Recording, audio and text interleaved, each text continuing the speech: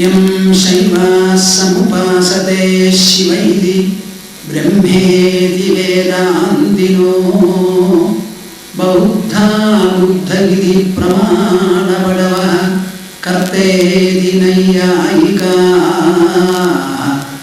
അർഹൻ നിത്യധരേണ ശാസനരതാഃ കർമ്മേതി മീമാംസകാഃ സോയം വോ വിദധാതു വാഞ്ചിതഫലം ത്രൈലോക്യനാഥോ ഹരിഃ.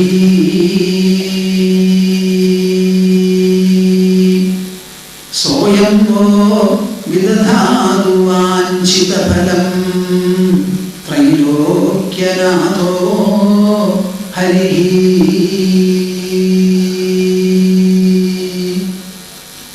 അദ്വൈതബോധാബ്ജസഹസ്രരശ്മിഃ ശാന്തേർലതായ കില കൽപവൃക്ഷഃ സംസാരസന്താപവിനാശചന്ദ്രഃ കൃഷ്ണഃ സദാഹ്ലാദകരോ മമാസ്തു.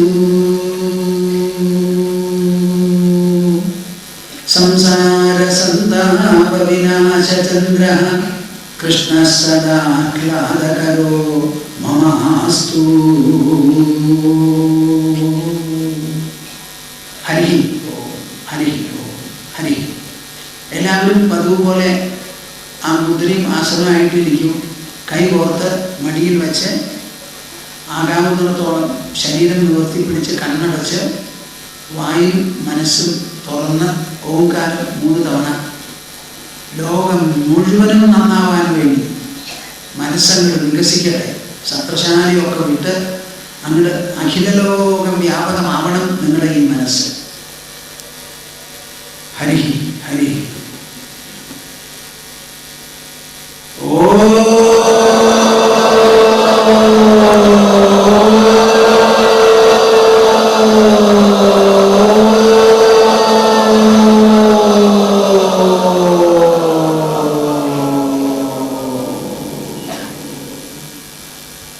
ഇത്ര ശബ്ദമുള്ളൂ നിങ്ങൾക്ക്. ഓ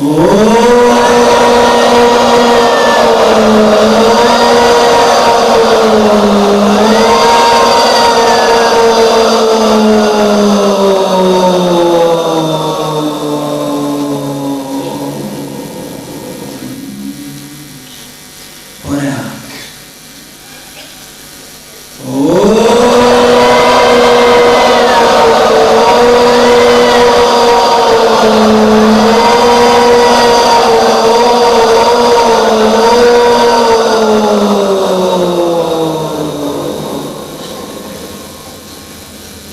ഹരി ഓം.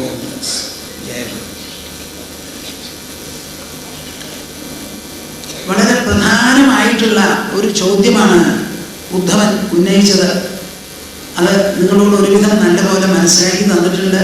എല്ലാവരും അത് അയവറുത്ത് നോക്കിയോളൂ. ഇന്നലെ രാത്രി മുഴുവനും ഇന്നും വിധിശ്ച പ്രതിഷേധശ്ച നിഗമോ ഹീശ്വരസ്യതേ അവേക്ഷതേ അരവിന്ദാക്ഷ ഗുണം ദോഷം ച കർമ്മണാം വർണ്ണാശ്രമ വികൽപ്പം ച പ്രതിലോമാനുലോമജം ദ്രവ്യദേശമയക്കാലാൻ സ്വർഗം നരകമേവ ച ഗുണദോഷഭിദാ ദൃഷ്ടിം അന്തരേണ വചസ്തവ നിശ്രേയസം കഥം നൃണാം നിഷേധവിധിലക്ഷണം പിതൃദേവ മനുഷ്യാണാം വേദശ്ചക്ഷുസ്തവേശ്വര ശ്രേയസ്തു അനുപലബ്ധേർത്ഥേ സാധ്യ സാധനയോരവി. ഗുണദോഷഭിദാ ദൃഷ്ടിഃ നിഗമാത്തേന ഹി സ്വതഃ നിഗമേന അപവാദശ്ച വിദായ വിധിഃ ഭ്രമഃ. നമ്മുടെ അനാദിയും പരമദിവ്യവും ആയിരിക്കുന്ന വേദങ്ങളുണ്ടല്ലോ, ഈ വേദങ്ങൾ തുടങ്ങുന്നതൊക്കെ സ്തുതികളിലൂടെയാണ്. ആ സ്തുതികൾക്കാണ് സംഹിത സംഹിത എന്ന ഭാഗം. കൈ മലർത്തിപ്പിടിച്ച് ഉപരിദേവതകളെ സങ്കല്പിച്ചുകൊണ്ടുള്ള സ്തുതിയാണ് ഋഗ്വേദത്തിൽ കൂടുതൽ. അവർക്ക് അതുകൊണ്ട് തൃപ്തിയായില്ല.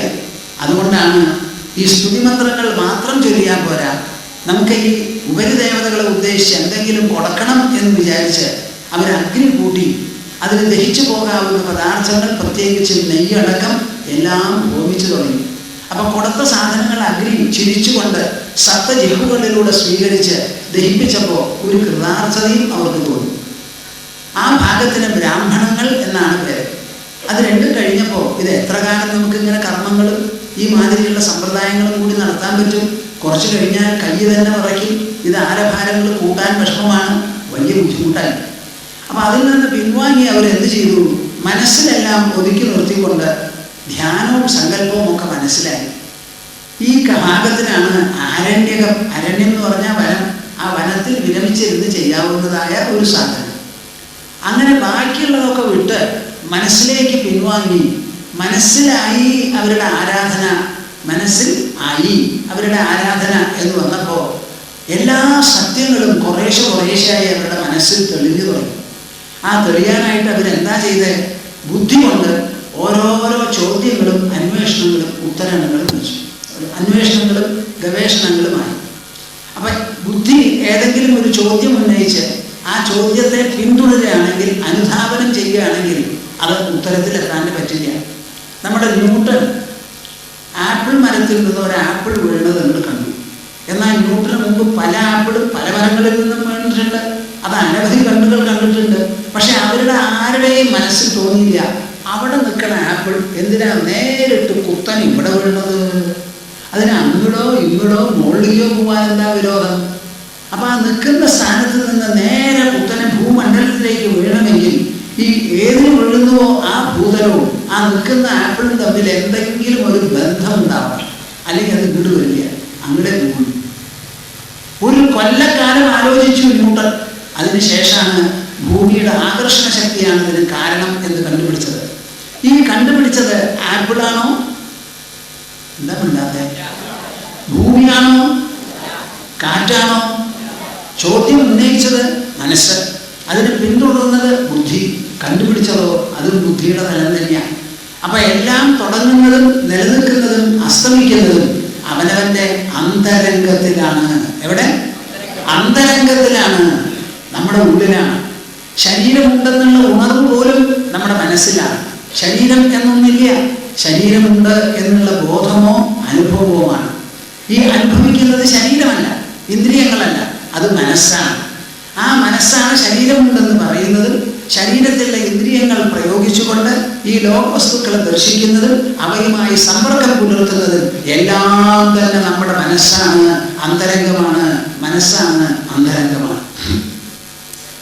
ആരണ്യകം എന്നുള്ള നില വന്ന് എല്ലാവരും ഇങ്ങനെ സങ്കല്പവും ധ്യാനവുമായപ്പോൾ അവർക്ക് സത്യം കണ്ടുപിടിക്കാൻ സാധിച്ചു. ആ കണ്ടുപിടിച്ച സത്യങ്ങളെയാണ് ഉപനിഷത്ത് വേദാന്തം എന്നുള്ള അർത്ഥത്തിൽ പറയുന്നത്. അപ്പൊ എന്തായി? സംഹിത സ്തുതിഭാഗം, ബ്രാഹ്മണം കർമാനുഷ്ഠാനങ്ങൾ, വൈദിക കർമ്മങ്ങൾ, ആരണ്യകം ധ്യാനം, അവിടുന്ന് നമ്മുടെ ഉപനിഷത്തോ അവസാന സത്യം ഗവേഷണം ചെയ്ത് കണ്ടുപിടിച്ച് ആ കണ്ടുപിടുത്തത്തിൻ്റെ പദ്ധതിയും കണ്ടുപിടുത്തങ്ങളും പ്രഖ്യാപിക്കുന്ന ഭാഗം. ഈ ഉപനിഷത്തുകളെയാണ് വേദാന്തം എന്ന് പറയുന്നത്. എന്താ ഇതിന് ഉപനിഷത്ത് എന്ന് പേര്? ആ ഉപനിഷത്തിലുള്ള പാഠങ്ങളോ തത്വങ്ങളോ മൂല്യങ്ങളോ സിദ്ധാന്തങ്ങളോ ഒന്നും പെട്ടെന്ന് വായിക്കാൻ ആർക്കും തോന്നില്ല. വായിച്ചാൽ പെട്ടെന്ന് മനസ്സിലായെങ്കിലും വരില്ല. അതുകൊണ്ട് തത്വമറിയുന്ന ഒരു തത്വവേത്താവായിരിക്കുന്ന ഒരു സദ്ഗുരു അദ്ദേഹത്തിൻ്റെ അടുത്ത് സമീപയെ ചെന്ന് അവിടെ ഇരുന്ന് സമാധാനമായിട്ടിരുന്ന് അദ്ദേഹം പറഞ്ഞ് വിവരിച്ച് വിശദമാക്കി തന്ന് അത് കേട്ടാലേ ഇത് ഗ്രഹിക്കാൻ പറ്റുള്ളൂ. അതുകൊണ്ട് ഉപനിഷത്ത് എന്ന് പേര് വന്നു. ആ ഉപനിഷത്ത് വിഭാഗത്തിൽ വളരെ വ്യക്തമായി പറയുന്നു, നിങ്ങൾ ഇതുവരെ ചെയ്തതൊക്കെ നിഷ്ഫലമാണ്, കാര്യത്തോളം അല്ല. പല വിധത്തിലുള്ള അഗ്നികർമ്മങ്ങൾ, അശ്വമേധയാഗം വരെ നാം ചെയ്യുന്നുണ്ട്. ഈ ചെയ്യുന്നതൊക്കെ നിങ്ങൾ ആരെ ഉദ്ദേശിച്ച് ചെയ്യുന്നുവോ ആ ആളുടെ അടുക്കിലേക്ക് എത്തുന്നുണ്ടോ നിങ്ങൾ എങ്ങനെ അറിയും? ഒക്കെ ഏകപക്ഷീയമാണ്. സത്യം എന്ന് പറയുന്നത് അകത്ത് കിടക്കുന്നതാണ്. അപ്പൊ ഈ ചെയ്ത കാര്യങ്ങളിലോടൊക്കെ നിങ്ങൾക്ക് നിർവേദം വരണം. നിർവേദമായാകൃതകൃതേന തദ്വിജ്ഞാനാർത്ഥം സദ്ഗുരുമേവാഭിഗച്ഛേ സമിത്പാണി ശ്രോത്രിയം ബ്രഹ്മനിഷ്ഠം. ഇതാണ് ഉപനിഷത്ത് പറയുന്നത്. പരീക്ഷ ലോകാൻ കർമ്മജിതാൻ ബ്രാഹ്മണോ. കർമ്മം ചെയ്ത് സമ്പാദിക്കാവുന്ന ലോകങ്ങളെയെല്ലാം വേണ്ടതുപോലെ പരീക്ഷിച്ചതിന് ശേഷം നിർവേദമായാത് എല്ലാറ്റിനോടും വൈമനസ്യം തോന്നണം. എന്ത്? വൈമനസ്യം തോന്നണം. നാസ്ത്യകൃതകൃതേന, നമുക്ക് കിട്ടാനുള്ള ഒരു വസ്തു എല്ലാ ദിക്കിലും വ്യാപിച്ചു കിടക്കുന്ന ഒരു പരമ്പൊരുളാണ്. അതിൻ്റെ അടുക്കൽ എത്തിച്ചേരാൻ ഈ കർമ്മങ്ങൾ, പരിമിതമായിരിക്കുന്ന കർമ്മങ്ങൾ കൊണ്ടൊന്നും എത്തില്ല എന്നുള്ളത് തീർച്ചയാണ്. അതുകൊണ്ട് സത്യം എങ്ങനെയാ എനിക്കറിയില്ല. കൂടെയുള്ളവരോ നമ്മെ പോലെയുള്ളവരാ, സമാന വഞ്ചിയിൽ സഞ്ചരിക്കുന്നവരാ. അതുകൊണ്ട് ഒരു ഗുരുവിൻ്റെ അടുത്ത് തന്നെ പോകണം. എന്നിട്ട് എന്താണ് ഈ സത്യം മനസ്സിലാക്കാനുള്ള വഴി എന്ന് ചോദിച്ച് ഗ്രഹിക്കുകയല്ലാതെ ഒരു വഴിയില്ല എന്ന് പറയുന്നുണ്ട്. അപ്പം എന്താ ഇതിനർത്ഥം? അതേവരെ അവർ പറഞ്ഞ സ്തുതികൾ, ചെയ്യണം എന്ന് പറഞ്ഞ കർമ്മവിശേഷങ്ങൾ, അതൊക്കെ വിട്ട് ഇതൊന്നും പ്രയോജനമില്ല.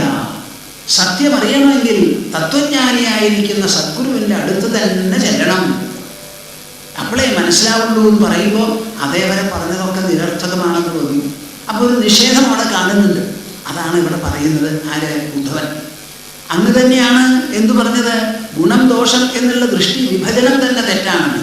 അപ്പം ഈ വേദങ്ങൾ പറഞ്ഞതൊക്കെ ഇങ്ങനെയാണോ എന്ന് വിചാരിച്ച് വലിയ സംശയം തോന്നിയിട്ടാണ് എൻ്റെ മനസ്സ് ഭ്രമിക്കുള്ളൂ എന്ന് പറഞ്ഞത്. അതിന് മറുപടിയായിട്ട് പറഞ്ഞു, അധികാരി ഭേദമനുസരിച്ചാണ് ഇത് മുഴുവനും. അങ്ങേ അറ്റത്തെ സത്യം ആദ്യമേ നാം ജനങ്ങളെ പറഞ്ഞ് മനസ്സിലാക്കാൻ പുറപ്പെട്ടാൽ എല്ലാവർക്കും അത് ഗ്രഹിക്കാൻ സാധിച്ചു എന്ന് വരില്ല. അപ്പം ഞാൻ നിങ്ങളോട് പറയുകയാണ്, സർവവ്യാപകമാണ് ഈ ഈശ്വരൻ. എല്ലാ ദിക്കിലും വ്യാപിച്ചു കിടക്കുന്ന വിശേഷപ്പെട്ട അദൃശ്യമായ, ഇന്ദ്രിയങ്ങൾക്ക് എത്തിപ്പെടാൻ പറ്റാത്തതായ അതിസൂക്ഷ്മ ചൈതന്യമാണെന്ന് പറയുമ്പോൾ ഇതേവരെ ഞാൻ പറഞ്ഞു കേട്ടവരൊക്കെ പറയുന്നത്, സ്വാമിജി ഇത് മനസ്സിൽ യേശുന്നില്ലല്ലോ എന്നാണ്. അപ്പം അങ്ങനെ ഒരാളുടെ അടുത്ത് പട്ടിക്ക് മുഴുവൻ തേങ്ങ കൊടുത്ത മാതിരി അങ്ങോട്ട് തന്നാൽ ശരിയാവുമോ? ശരിയാവില്ല. അതുകൊണ്ട് കുറേശ്ശെ നിങ്ങളോട് സ്തുതിക്കാനും ആരാധിക്കാനും കർമ്മങ്ങൾ ചെയ്യാനും ഒക്കെ പറഞ്ഞ് അങ്ങോട്ട് കുറച്ച് കഴിയുമ്പോൾ നിങ്ങൾക്ക് തന്നെ ഒരു ആലോചന വരും.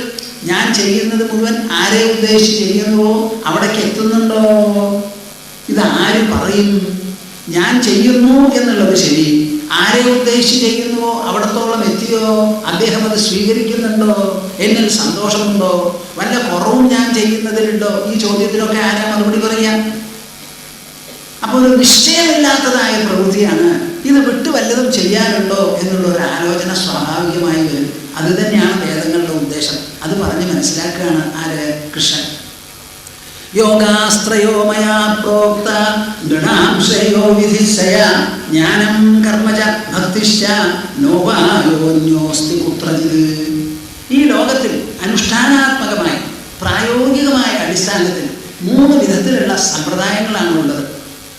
യോഗാസ്ത്രയോ എല്ലാം തന്നെ യോഗമാണ്. എന്താ ഈ യോഗം എന്നുള്ള വാക്കിനർത്ഥം? യുജ്യതേ അനേന ഇതി യോഗ. ഒന്ന് മറ്റൊന്നായിട്ട് അങ്ങോട്ട് ചേരുക. ഏതുപോലെ?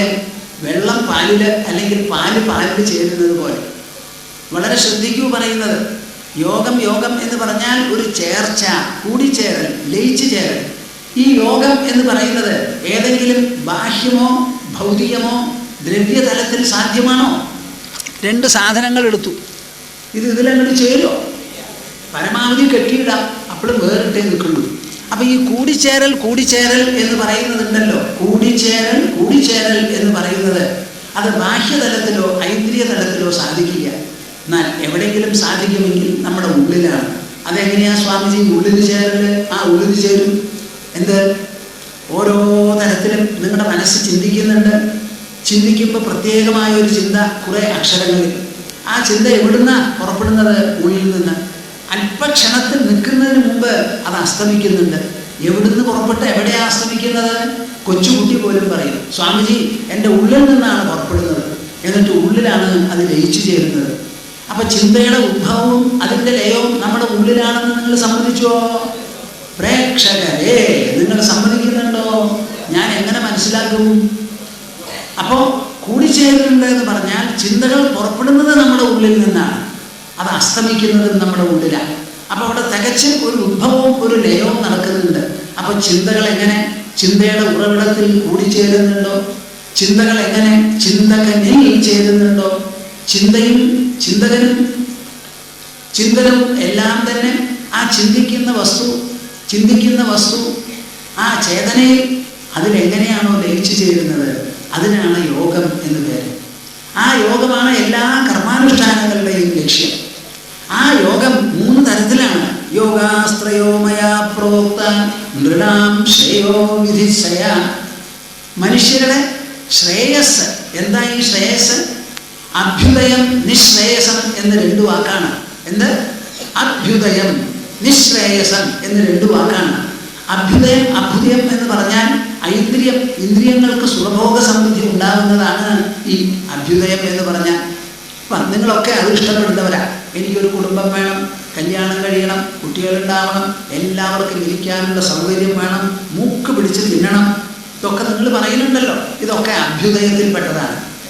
എന്നാൽ ഈ പറയുന്നത് മുഴുവനും ഒക്കെ ക്ഷണികമാണ്, നശ്വരമാണ്. ഇതിനൊന്നും ഒരു ശാശ്വത സുഖം നമുക്ക് ഉണ്ടാവാൻ പോകുന്നില്ല. ശാശ്വതത്വം എന്ന് പറയുന്നത് നമ്മുടെ ശരീരത്തിനില്ല, ഭൂമിയില്ല. ഒരു ദിവസം നമ്മുടെ സൂര്യന്റെ ചൂട് മുഴുവനും കഴിഞ്ഞ് അത് ഐസ് പോലെ തണുക്കുന്ന ഒരു നാൾ വരും. ഞാൻ പലപ്പോഴും പറഞ്ഞ് ചൂണ്ടിക്കാണിക്കാറുള്ളത് ഒരു ദിവസം, അതേ ഒരു ദിവസം നമ്മുടെ സൂര്യമണ്ഡലത്തിൽ ഊർജമായി തീരുന്നത് മുഴുവനും തീർന്ന് അത് തണുത്ത് കട്ടിയാവും. ആ സമയത്ത് നമ്മളാരും ഉണ്ടാവില്ല എന്ന് മാത്രം. അതുമാതിരി ഈ ഭൂമി അതിൻ്റെ ഭ്രമണപഥത്തിൽ നിന്ന് തെറ്റിപ്പോവും, ഇല്ലാതെയാവും. അപ്പൊ എല്ലാറ്റിനും ഉണ്ട് ഒരു നാശം. പരിവർത്തനം തന്നെ നാശത്തിനെ സൂചിപ്പിക്കുന്നതാണ്. പരിവർത്തനം എന്നുള്ള വാക്കിന് എന്താ അർത്ഥം? നിലനിൽക്കുന്ന സ്ഥിതി എന്തോ ആ സ്ഥിതി തീരെ ഇല്ലാതെയാവുമ്പോൾ അതിനെയാണ് പരിവർത്തനം എന്ന് പറയുന്നത്. പുതിയ ഒന്ന് അവിടെ വരുമ്പോൾ. അപ്പൊ പരിവർത്തനം എന്ന് പറഞ്ഞാൽ ഉള്ളത് ഇല്ലാതെയായി, ഇതുവരെ ഇല്ലാത്തത് ഉണ്ടാകുമ്പോഴാണ് പരിവർത്തനം. അപ്പൊ പരിവർത്തനം നാശസൂചകമാണ്. പരിവർത്തനമാണല്ലോ പ്രകൃതിയുടെ സ്വഭാവം. ക്ഷണേ ക്ഷണേയം നവതാമുപൈതി, ക്ഷണേ ക്ഷണേയം നവതാമുപൈതി. ക്ഷണം തോറും നവത്വം പ്രാപിക്കുന്നതാണ് എന്ത്? ഈ പ്രകൃതി. അതാണ് അത് രമണീയമായിരിക്കുന്നത്. തദേവ രൂപം രമണീയതായ. സൗന്ദര്യത്തിന്റെ ശരിയായ അർത്ഥം ക്ഷണം തോറും പരിവർത്തനം വരുന്നതാണ്. അങ്ങനെ പരിവർത്തനശീലമാണ് നമ്മുടെ ദേഹത്തിന്, നമ്മുടെ മനസ്സിന്, നമ്മുടെ ബുദ്ധിക്ക്, നമ്മുടെ അഹങ്കാരത്തിന്. ഇവയെല്ലാം കൊണ്ട് അനുഭവിക്കുന്ന ലോകവസ്തുക്കളും നശ്വരങ്ങളാണ്. അപ്പൊ അനുക്ഷണം നശ്വരത വർദ്ധിക്കുന്നതല്ലാതെ കുറയുന്നില്ല. അങ്ങനെ വരുമ്പോൾ അഭ്യുദയം എന്ന് പറയുന്നത് കൊണ്ട് നമ്മുടെ ലക്ഷ്യം നിറവേറുമോ? നിറവേറില്ല. നിങ്ങൾക്ക് കുട്ടികളുണ്ടാവട്ടെ, എല്ലാവർക്കും ഓരോ വീടുണ്ടാവട്ടെ, മൂക്ക് പിടിച്ച് തിന്നാനുണ്ട്, ശരീരം നിറച്ച് ധരിക്കാനുമുണ്ട്, ഒരു കുഴപ്പമില്ല. ഇതൊക്കെ ആയാലും എല്ലാവരും നശിച്ചു പോകുന്നവരാണ്. അപ്പൊ നാശമില്ലാത്തതും അനശ്വരവുമായിരിക്കുന്ന ഒരു സുഖം, ഒരു സന്തോഷം, ഒരു നില, ഒരു സ്ഥിതി, ഒരു നേട്ടം, ഒരു മെച്ചം, ഒരു മികവ് എവിടുന്നാ കിട്ടുക? കിട്ടില്ല. അത് കിട്ടാനായിട്ടാണ് അധ്യാത്മം, അധ്യാത്മം എന്ന വാക്ക് നമ്മൾ പറയുന്നത്. നമ്മുടെ ഉള്ളിൽ തന്നെ മനസ്സിനും ബുദ്ധിക്കും അഹങ്കാരത്തിനുമെല്ലാം സാക്ഷിയായി സ്വയം പരിവർത്തനപ്പെടാതെ എല്ലാ പരിവർത്തനങ്ങളെയും കണ്ട് മനസ്സിലാക്കി അനുഭവിച്ചു കൊണ്ടിരിക്കുന്നതായ സാക്ഷിയായിരിക്കുന്ന ഒരു ചൈതന്യമുണ്ടല്ലോ, ആ ചൈതന്യം നശിക്കാത്തതാണ്. അത് വളരെ ദൂരത്തോ അതോ ഏറ്റവും സമീപത്തോ? അത് ദൂരത്തല്ല, ദൂരത്തല്ല, അത് സമീപത്താണ്. മനസ്സിന് സാക്ഷി, ബുദ്ധിക്ക് സാക്ഷി, അഹങ്കാരത്തിന് സാക്ഷി. അങ്ങനെ എല്ലാറ്റിനും സാക്ഷിയായി നമ്മുടെ ഉള്ളിൽ അലിഞ്ഞു കൂടിയിരിക്കുകയാണത്. അതാണ് ഏറ്റവും സമീപത്തിലിരിക്കുന്നത്. ആ സമീപത്തിലിരിക്കുന്നതാണ് അനശ്വരമായത്. ആ അനശ്വര വസ്തുവെ ഈ മാതിരിയുള്ള ചർച്ചയിലൂടെ, ഗുരുമുഖത്തിൽ നിന്നുള്ള വിവരണത്തിലൂടെ, ഉപദേശത്തിലൂടെ, നിർദ്ദേശങ്ങളിലൂടെ സാധന ചെയ്ത് സാക്ഷാത്കരിക്കുമ്പോൾ നമുക്ക് നിശ്രേയസമായി. ആ നിശ്രേയസത്തിന് ഒരു കാലത്തും അഴിവില്ല, അഴിവില്ല. പ്രേക്ഷകരെ, നിങ്ങൾ എല്ലാവരും മനസ്സിലാക്കണം, നിശ്രേയസം, നിശ്രേയസം, നിശ്രേയസം. ഒന്ന് പറയൂ. എന്താ ഒരിക്കലേ പറയുള്ളൂ? നിശ്രേയസം. ആ നിശ്രേയസം അതിനു വേണ്ടിയിട്ട്, അത് വിധാനം ചെയ്യാൻ വേണ്ടി നൃണാം ശ്രേയോ വിധിശയ. പ്രജകളുടെ മുൻപിൽ അവർക്കെല്ലാവർക്കും നിശ്രേയസം അതിനെ ചൊരിയണം എന്ന് കണക്കാക്കി 3 യോഗങ്ങളാണ് ഞാൻ പറഞ്ഞു വെച്ചിരിക്കണേ ഉദ്ധവ. ആ 3 എണ്ണമാണ് ജ്ഞാനം, കർമ്മജ, ഭക്തിശ്ച. അതിലാണ് ഒന്ന് ജ്ഞാനം, പിന്നെ ഒന്ന് കർമ്മം, പിന്നെ മൂന്നാമത്തതോ ഭക്തി. കേൾക്കുന്നുണ്ടോ നിങ്ങള്? കൃഷ്ണൻ പറയാണ്, ഭക്തി കർമ്മം ജ്ഞാനം എന്നല്ല പറഞ്ഞത്. ജ്ഞാനം, കർമ്മം, ഭക്തി. ജ്ഞാനം, കർമ്മം, ഭക്തി. നോപായോന്യോസ്തി കുത്രജിത്. ഇത് വിട്ട് നാലാമതൊരു മാർഗമില്ല. ഇങ്ങനെ കണിശമായ ചോദ്യം ചോദിക്കുമ്പോൾ കണിശമായ മറുപടി പറയുന്നുണ്ട് എന്ന് പറഞ്ഞിട്ടാണ് ഞാൻ മുമ്പ് നിങ്ങളോട് പറഞ്ഞു, ഭഗവത്ഗീതയിൽ അർജുനൻ ചോദിക്കേണ്ടായി. ആ ചോദിച്ച ചോദ്യത്തിന് മറുപടിയായി ലോകേസ്മിൻ വിവിധാനിഷ്ഠ പുരാ പ്രോക്ത മയാ നഘ ജ്ഞാനയോഗേന സാഖ്യാനാം കർമ്മയോഗേന യോഗിനാം. ഒക്കെ യോഗങ്ങളാണ്. എന്താ ഇതിൻ്റെ എല്ലാറ്റിൻ്റെയും ഉദ്ദേശം? മനസ്സിൽ നിന്ന് നിർഗളിക്കുന്നതായ ചിന്തകളെ ആ ചിന്തകളുടെ തന്നെ ഉറവിടത്തിൽ സംലയിപ്പിച്ച് നിശ്ചലമായി സമാധിസ്ഥരായി മനുഷ്യരെ കൊണ്ട് അങ്ങനെ യുക്തി അനുഭവിപ്പിക്കണം എന്നതാണ് ഉദ്ദേശം. അതിൽ ജ്ഞാനയോഗേന സാഖ്യാനാം. സാഖ്യം എന്ന് പറഞ്ഞാൽ വാസ്തവത്തിൽ അർത്ഥം എന്താണ്? സമ്യഖ്യായതേ പഠ്യതേ അനേന ഋഷിഭിഹി ഇത് സംഖ്യ. മഹർഷിമാരായിട്ടുള്ളവർ, മനനശീലന്മാരായിട്ടുള്ളവർ, അവർ എപ്പോഴും ആലോചിച്ച് ആ ആലോചനയെ ഒരു സാധനയാക്കി സ്വീകരിച്ച് ആലോചിക്കുന്നതും മനനം ചെയ്യുന്നതുമായ ബുദ്ധിയെയും മനസ്സിനെയും സംലയിപ്പിച്ച് സാക്ഷാത്കരിക്കുന്നത് ഏതോ തൻ്റെ ഉൾത്തടത്തിൽ, അതാണ് സാഖ്യവിദ്യ, ഉപനിഷത് വിദ്യ, പരമാത്മവിദ്യ. അതിന് പ്രാപ്തിയുള്ളവരും മനസ്ഥിതിയുള്ളവരും അതിനുള്ള പാകം സിദ്ധിച്ചവരുമായവർ, അവർക്കത് ജ്ഞാനയോഗമാണ്. അല്ലാത്തവർക്കോ ഈ ലോകത്തിലിരുന്നു കൊണ്ട് ഗൃഹസ്ഥരായിരുന്ന് സാധാരണ ലൗകിക വൃത്തികളൊക്കെ ചെയ്ത് വിവാഹം കഴിച്ച് മക്കളുണ്ടായി അവരെ വളർത്തി അവർക്ക് കല്യാണം കഴിച്ച് കൊടുത്ത് കൊണ്ടുവന്ന് അങ്ങനെയൊക്കെ ഇരിക്കുന്ന മനുഷ്യർ, അവർക്ക് ഈ ചെയ്യുന്ന പ്രവൃത്തികളെ മുഴുവനും ഒരു യോഗ സാധനയാക്കി തീർക്കുക. എല്ലാം വിട്ടു മനനം ചെയ്യൂ എന്ന് പറയുന്നില്ല. എല്ലാം ചെയ്തുകൊണ്ടിരിക്കുമ്പോൾ ആ ചെയ്ത പ്രവൃത്തികളെ മുഴുവനും യോഗ ഭാവത്തോടു കൂടി ചെയ്യുന്നതായ കർമ്മയോഗം എന്ന് പറഞ്ഞു.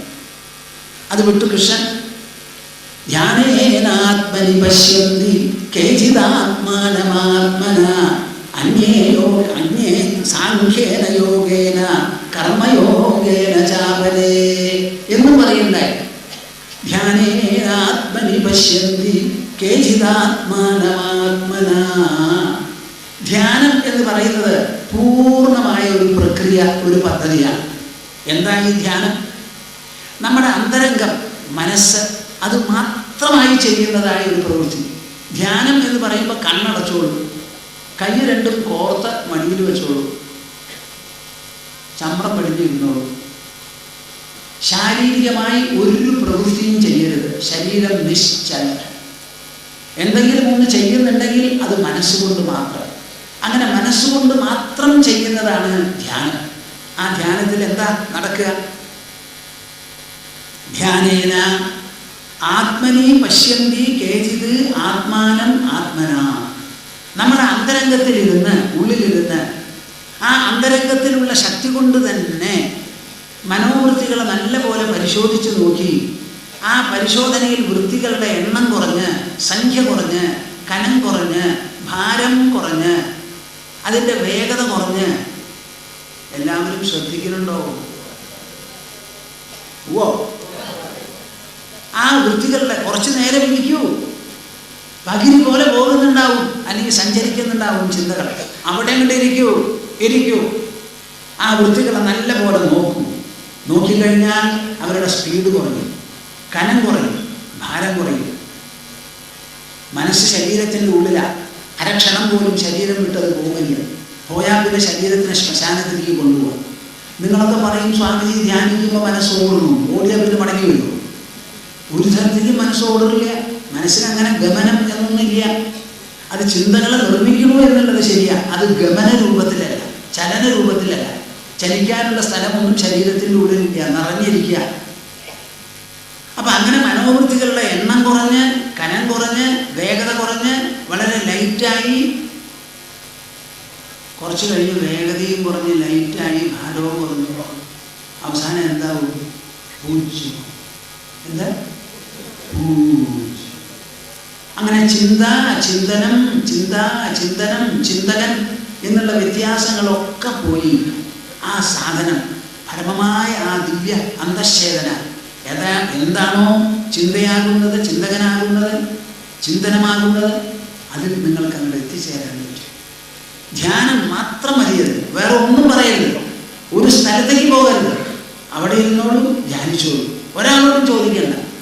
കേചിദാത്മാനമാത്മന അന്യേ സാഖ്യേന യോഗേന. പിന്നെ ഒരു പദ്ധതി എന്താണെന്ന് വെച്ചാൽ സാഖ്യയോഗം. അതാണ് കൃഷ്ണൻ അർജുനന് പറഞ്ഞ് മനസ്സിലാക്കി കൊടുത്തത്. ഇപ്പോൾ ഉദ്ധവന് പറഞ്ഞ് മനസ്സിലാക്കി കൊടുക്കുന്നത്, ശുഗമഹർഷി പരീക്ഷത്തിന് പറഞ്ഞു കൊടുക്കുന്നതും അതാ. ഈ സപ്താഹങ്ങൾക്കൊക്കെയുള്ള തകരാറില്ല. അവിടെ ഈ സാഖ്യം എന്ന് പറയുന്ന പ്രക്രിയ നടക്കണില്ല. അങ്ങനെ എന്നങ്ങൾ വായിക്കും, കഥകളും പറയും. അതങ്ങനെ കഥ കേൾക്കലേ ഉള്ളൂ. ആ ശ്രോതാവിൻ്റെ ഉള്ളിൽ മനനം സൃഷ്ടിക്കണം. ആ ശ്രോതാവിൻ്റെ ഉള്ളിൽ മനോവൃത്തികളെ ലഘൂകരിക്കണം, അതിന് കനം കുറയ്ക്കണം, അതിന് ഭാരം കുറയ്ക്കണം, എന്നിട്ട് നൈശ്ചല്യം വരുത്തണം എന്നുള്ളൊരു വിചാരം ഈ പ്രവക്താവിൻ്റെ മനസ്സിൽ വരും. വസിഷ്ഠന് 18 ദിവസമാണ് ശ്രീരാമൻ ഉപദേശിച്ചത്. ആ 18 ദിവസത്തിൽ ഏതാണ്ട് 8-9 ദിവസം ആകുമ്പോഴേക്കും എന്ത് സംഭവിച്ചു എന്നറിയോ നിങ്ങൾക്ക്? ശ്രീരാമൻ ഇങ്ങനെ കേട്ടുകൊണ്ടിരിക്കുക, സംശയങ്ങൾ ചോദിച്ചുകൊണ്ട്. ആ ചോദിച്ചുകൊണ്ടും കേട്ടുകൊണ്ടും ഇരിക്കുന്ന രാമന്റെ കണ്ണടഞ്ഞു. രാമന് മാത്രമല്ല, കൂടെ ഇരുന്ന പലരും കണ്ണടച്ച് നിശ്ചല സമാധിസ്ഥരായി. വസിഷ്ഠർ സംഭാഷണം നിർത്തി, പറയുന്നത് നിർത്തി. കുറെ കഴിഞ്ഞ് അവർ കണ്ണു തുറന്ന് സ്വബോധത്തിലേക്ക് വന്നപ്പോഴാണ് പ്രവചനം തുടങ്ങിയത്. രണ്ടാമത് ശ്രദ്ധിക്കലുണ്ടോ കൂട്ടരെ നിങ്ങൾ പറയുന്നത്? അതോ അത് പഴംപുരാണാണോ സ്വാമിജി പറയുന്നത്? എന്തിനാണ് നമ്മൾ ശ്രീമദ് ഭാഗവതം വായിക്കുന്നതും കേൾക്കുന്നതും? എന്നും ഇങ്ങനെ എന്ന് പറയാനാണോ? അല്ല അല്ല, മനോവൃത്തികൾക്ക് കനം കുറയാൻ, ആലോചനയ്ക്കുള്ള ഭാരം കുറയാൻ, അതിൻ്റെ വേഗത കുറയാൻ, സ്പീഡ് കുറഞ്ഞ് അവസാനം നിശ്ചലമായി തീരും. ഞാൻ നിങ്ങളോട് നടക്കാൻ പറഞ്ഞു, നടക്കൂ, നടന്നു. സ്പീഡ് കുറയ്ക്കൂ, കുറച്ചു. പോരാ, ഇനിയും കുറയ്ക്കൂ, പോരാ, ഇനിയും. അവസാനം നിങ്ങൾ എന്ത് ചെയ്യും? അതുപോലെ മനസ്സ് നിൽക്കും. അന്യേ സാഖ്യേന യോഗേന കർമ്മയോഗേന ചാപരേ. കർമ്മയോഗേന ചാപരേ. എന്നാൽ ഈ കർമ്മം, നിങ്ങൾ കർമ്മം ചെയ്യുന്നവർ കർമ്മയോഗികളല്ല. ആ ചെയ്യുന്ന കർമ്മങ്ങളുടെ കൂടെ യോഗം എന്ന് പറയുന്ന ആ മനസ്ഥിതി, മനോഭാവം ഉണ്ടല്ലോ, സമത്വബുദ്ധി എന്ന് പറയുന്നത്, അതാണ് കൂട്ടിച്ചേർക്കേണ്ടത്. അപ്പോഴേ കർമ്മം കർമ്മയോഗമായുള്ളൂ. ശ്രേയോ ഹി ജ്ഞാനമഭ്യാസാത് ജ്ഞാനാത് ധ്യാനം വിശിഷ്യതേ ധ്യാനാത് കർമ്മഫലത്യാഗഃ ത്യാഗാത് ശാന്തിരനന്തരം. ഇത് ഭഗവത്ഗീതയിൽ കൃഷ്ണൻ പറയുന്നതാണ്. ശ്രേയോ ഹി ജ്ഞാനമഭ്യാസാത്. പല വിധത്തിലുള്ള അഭ്യാസങ്ങളെക്കാൾ മെച്ചപ്പെട്ടതാണ്, ഭേദപ്പെട്ടതാണ്, ഫലപ്രദമാണ് എന്ത്? ജ്ഞാനം. ശാസ്ത്രങ്ങൾ എടുക്കുക, വായിക്കുക, അല്ലെങ്കിൽ പറയുന്നത് കേൾക്കുക, ചിന്തിച്ചു നോക്കുക. എന്നിട്ട് നമുക്ക് കുറേശ്ശെയായി ഉദ്ബുദ്ധതയും പ്രബുദ്ധതയും വന്നുകൊണ്ടിരിക്കണം. അങ്ങനെ ആ ജ്ഞാനം കിട്ടാനുള്ളതും ഒരു പ്രവൃത്തി തന്നെയാണ്. ഒന്നിൽ നിങ്ങൾ ദ്രവ്യങ്ങൾ പലതും ഉപയോഗിച്ച് വിളക്കുമെല്ലാം എടുത്ത് കത്തിക്കുന്നു, ഹോമിക്കുന്നു, അതൊരു പ്രവൃത്തിയാണ്. ഇവിടെയോ പറയുന്നതൊക്കെ കേട്ട് ആ വാക്കുകളും ആശയങ്ങളും എന്താണെന്ന് ചിന്തിച്ച് കൂടുതൽ വ്യഗ്രതയോടുകൂടി അതിലിരിക്കുക, അതും ഒരു പ്രവൃത്തിയാണ്. ഒന്ന് ബാഹ്യവും ഐന്ദ്രിയവുമാണെങ്കിൽ ഇത് മാനസമാണ്, ആന്തരമാണ്. ശ്രേയോ ഹി ജ്ഞാനമഭ്യാസാത്. പല വിധത്തിലുള്ള അഭ്യാസങ്ങളെക്കാൾ മെച്ചപ്പെട്ടതാണ് ജ്ഞാനത്തിനുള്ള പരിശ്രമം. ജ്ഞാനാത് ധ്യാനം വിശിഷ്യതേ. ജ്ഞാനത്തിന് വേണ്ടി പരിശ്രമിക്കുന്നതിനേക്കാളും മെച്ചപ്പെട്ടതാണ് ധ്യാനം. എന്താ കാരണം? എല്ലാ ജ്ഞാനവും മനസ്സിൽ നിന്നുണ്ടായതാണ്. ആ മനസ്സിൽ നിന്നുണ്ടാവുന്നതിന് മുൻപ് ആ മനസ്സ് ധ്യാനമഗ്രമായിരുന്നു. ധ്യാനമഗ്രതയിൽ നിന്നാണ് ഉപനിഷത്ത് സത്യങ്ങൾ മുഴുവൻ വേദവിത്തുകൾക്ക് നിർഗണിച്ച് കിട്ടിയത്. അപ്പൊ ധ്യാനമാണ് ഇതിൻ്റെ രഹസ്യം. ധ്യാനാത് കർമ്മഫലത്യാഗഃ. ഇങ്ങനെ ധ്യാനം ചെയ്യുന്നവർക്ക് മാത്രമേ താൻ ചെയ്യുന്ന പ്രവൃത്തികളുടെ ഫലം വേണ്ട. ഞാൻ പ്രവൃത്തികൾ ചെയ്യുമ്പോൾ തന്നെ എനിക്ക് സാഫല്യം കിട്ടുന്നുണ്ട്, ഫലം കിട്ടാൻ നിൽക്കുന്നില്ല. സംതൃപ്തനായി, സന്തുഷ്ടനായി, സൗഭാഗ്യം അനുഭവിച്ചുകൊണ്ടാണ് ഞാൻ ലോകത്തിൽ പ്രവർത്തിക്കുന്നത് തന്നെ. ഇപ്പം ഞാൻ നിങ്ങളോട് സംസാരിക്കുന്നത് വലിയൊരു പ്രയത്നമാണ്. എൻ്റെ മുൻപിൽ ഞാൻ കാണുന്നവരും കാണാത്തവരുമായി ധാരാളം ആൾക്കാരുണ്ട്. അവരെല്ലാവരും ഇത് കേട്ടുകൊണ്ടിരിക്കണം, അവരെ ഉദ്ബുദ്ധരാക്കണം എന്ന് വിചാരിച്ചിട്ടാണ് സ്വാമിജി സംസാരിക്കുന്നത്. അങ്ങനെയാണെങ്കിലും നിങ്ങളെല്ലാവരും ഇത് കേട്ട് പ്രയോജനപ്പെടുമോ, നിങ്ങൾക്ക് സംസിദ്ധി വന്നോ എന്നുള്ള കാര്യത്തിൽ ഞാൻ ഒന്നും ആലോചിക്കാറില്ല. വേണം എന്ന് ഉറപ്പിച്ചു പറയുന്നു. ആ പറയുന്നതിൽ തന്നെയാണ് സംതൃപ്തി, അതിൽ തന്നെയാണ് സാഫല്യം, അതിൽ തന്നെയാണ് സൗഭാഗ്യം. നന്നായി പറഞ്ഞ് മനസ്സിലാക്കി കൊടുക്കണം. അവരുടെ ഉള്ളിൽ നുഴഞ്ഞു കയറണം. ഞാൻ എപ്പോഴും പറയും, കാത് നിങ്ങൾ എനിക്ക് തരൂ, നിങ്ങളുടെ ഹൃദയത്തിൽ നുഴഞ്ഞു കയറിക്കോളാം. കാതുകൾ തന്നാൽ മതി. ശരി, ഞാൻ ഉള്ളിൽ കിടക്കല, എൻ്റെ ചുമതല. ഞാൻ ഒന്നാന്തര കള്ളനാണ്. ആരെ കക്കണു? ഒരാളുടെ വസ്തുവും കക്കണില്ല. മനസ്സിനെ കക്കാൻ, ഹൃദയത്തിനെ കക്കാൻ, അഹങ്കാരത്തെ കട്ടുകൊണ്ടുപോകാൻ, ആർക്കും ശിക്ഷിക്കാൻ പറ്റാത്ത തരത്തിലുള്ള ഒരു കളവാണത്. ചെവികൾ തന്നാൽ മതി, ഉള്ളിലേക്ക് നുഴഞ്ഞു കയറാം എന്നൊക്കെ ഞാൻ സാധാരണ പറയുന്നതാണ്. നേരം പോക്കും കാര്യം പോക്കുമായിട്ട് പറയുന്നതാണ്. അപ്പം അങ്ങനെ നിഷ്കർഷയോട് കൂടിയിട്ടാണ് പറയുന്നത് എന്നുണ്ടെങ്കിലും അതിൽ അയ്യോ, ഈ പറയുന്നവർ മുഴുവൻ, കേൾക്കുന്നവർ മുഴുവൻ അത് ഗ്രഹിച്ച് എല്ലാം അങ്ങനെ ആവുന്നുണ്ടോ ഇല്ല, അതുകൊണ്ട് ഒരു നിരാശയില്ല. പറയുന്നതിൽ തന്നെയാണ് സാഹചര്യം. അതുപോലെ നിങ്ങളൊരു കുടുംബം വളർത്തുന്നുണ്ടെങ്കിൽ ആ വളർത്തുന്നതിൽ തന്നെയാണ് നിങ്ങളുടെ സാഹചര്യം. ഞാൻ വളർത്തിയ കുട്ടികൾക്ക് എന്തായി എന്ന് നിങ്ങൾ ചിന്തിക്കരുത്. പ്രായപൂർത്തിയാകുന്നത് വരെ വളർത്തിക്കൊണ്ടുവരിക. പ്രായപൂർത്തിയായാൽ എൻ്റെ മോനെ, എൻ്റെ മോളെ, നീ സ്വയം ചിന്തിച്ച് ആരൊക്കെയാ ഇവിടെ ഉറങ്ങണയാവോ? നിങ്ങൾ പ്രായപൂർത്തിയായി, അതുകൊണ്ട് നീ സ്വന്തം മാനങ്ങളും തലങ്ങളും കണ്ടെത്തണം. ആലോചിച്ച് പ്രവർത്തിക്കണം. മുൻകൂട്ടി വേണം ആലോചന നടത്താൻ. എന്തെങ്കിലും സംശയമുണ്ടെങ്കിൽ ചോദിച്ചോളൂ എന്ന് പറഞ്ഞ് മിണ്ടാണ്ടിരിക്കുക. അതാണ് നിങ്ങൾക്ക് ഭൂഷണം, അവർക്കും ഭൂഷണം. അപ്പൊ ഈ ഗൃഹസ്ഥന്മാർക്കും ഇതുപോലെയാവാം. തങ്ങൾ ചെയ്യുന്ന പ്രവൃത്തിയിൽ അവർക്ക് സന്തോഷിക്കാം. പ്രവൃത്തി ഫലങ്ങൾക്ക് വേണ്ടി കാത്തു നിൽക്കരുത്. അപ്പൊ ധ്യാനിക്കുന്നവർക്ക് മാത്രമേ ഇങ്ങനെ കർമ്മഫലത്യാഗം സാധ്യമാകൂ. ത്യാഗാത് ശാന്തിരനന്തരം. ഇങ്ങനെയുള്ള ഫല ത്യാഗം കൊണ്ടാണ് ശാന്തി വരിക. അപ്പൊ ഇവിടെ എന്തൊക്കെ പറഞ്ഞു? ശ്രേയോ ഹി ജ്ഞാനമഭ്യാസാത് ജ്ഞാനാത് ധ്യാനം വിശിഷ്യതേ ധ്യാനാത് കർമ്മഫലത്യാഗഃ ത്യാഗാത് ശാന്തിരനന്തരം. ഇവിടെ 4 പറഞ്ഞു. അവിടെയോ ധ്യാനേനാത്മനി പശ്യന്തി കേചിദാത്മാനമാത്മന അന്യേ സാഖ്യേന യോഗേന കർമ്മയോഗേന ചാപരേ 3 പറഞ്ഞു. ഇവിടെ ഭാഗവതത്തിലോ യോഗാസ്ത്രയോ മയാ പ്രോക്ത നൃണാം ശ്രേയോ വിധിസ്സയ ജ്ഞാനം കർമ്മച ഭക്തിശ്ച നോപായോന്യോസ്തി കുത്രചിത്. ബാക്കി 3 സ്ഥലത്ത് അവിടെ ഭക്തി എന്നൊരു വാക്ക് ഉപയോഗിച്ചിട്ടില്ലേ? ശ്രീമദ് ഭാഗവതം ഭക്തി ഗ്രന്ഥമായതുകൊണ്ട് ഭക്തി അവിടെ ഇറക്കുമതി ചെയ്യുന്നു. എന്നിട്ട് പറഞ്ഞു അവസാനത്തെ സ്ഥാനം കൊടുത്തുകൊണ്ട്, എന്ന് പറഞ്ഞാൽ ഭക്തി അവസാനത്തെ സ്ഥാനത്ത് നിൽക്കണു എന്നല്ലാണ്. ശ്രീമദ് ഭാഗവതം മുഴുവനും വേദ്യം വാസ്തവമത്ര വസ്തു ശിവദം എന്ന് പറഞ്ഞ് തുടങ്ങുന്നതാണ്. മംഗളപ്രദമായിരിക്കുന്ന വാസ്തവത്തെ അറിയാണ് ഈ ശ്രീമദ് ഭാഗവതത്തിൽ അനുക്ഷണം എന്നാണ് പറയുന്നത്. അപ്പൊ ഇങ്ങനെ 3 കൂട്ടം കാര്യങ്ങളാണ് പറയുന്നത്. എല്ലാവരും ശ്രദ്ധിക്കുന്നുണ്ടോ? നിർവിണ്ണാനാം ജ്ഞാനയോഗോ ജ്ഞാസിനാമിഹ കർമ്മസു തേഷു അനിർവിണ്ണ ചിത്താനാം കർമ്മയോഗസ്തു കാമിനാം. ഇങ്ങനെ ഈ 3 എന്തിനാ കൃഷ്ണ പറഞ്ഞു വെച്ചത്? എല്ലാം കൂടി ഒന്നുപോലെ, ഒന്ന് എന്നിങ്ങനെയാണല്ലോ അങ്ങ് എപ്പോഴും ഉറപ്പിച്ച് പറയുന്നത്, ഊന്നൽ കൊടുക്കുന്നത്. ഇതെന്തിനാ അങ്ങനെ 3 പറഞ്ഞേ എന്ന് പറഞ്ഞാൽ മനുഷ്യരുടെ പ്രകൃതങ്ങളും അവരുടെ പാകങ്ങളും 3 തരത്തിലാണ്. നിർവിണ്ണാനാം ജ്ഞാനയോഗോ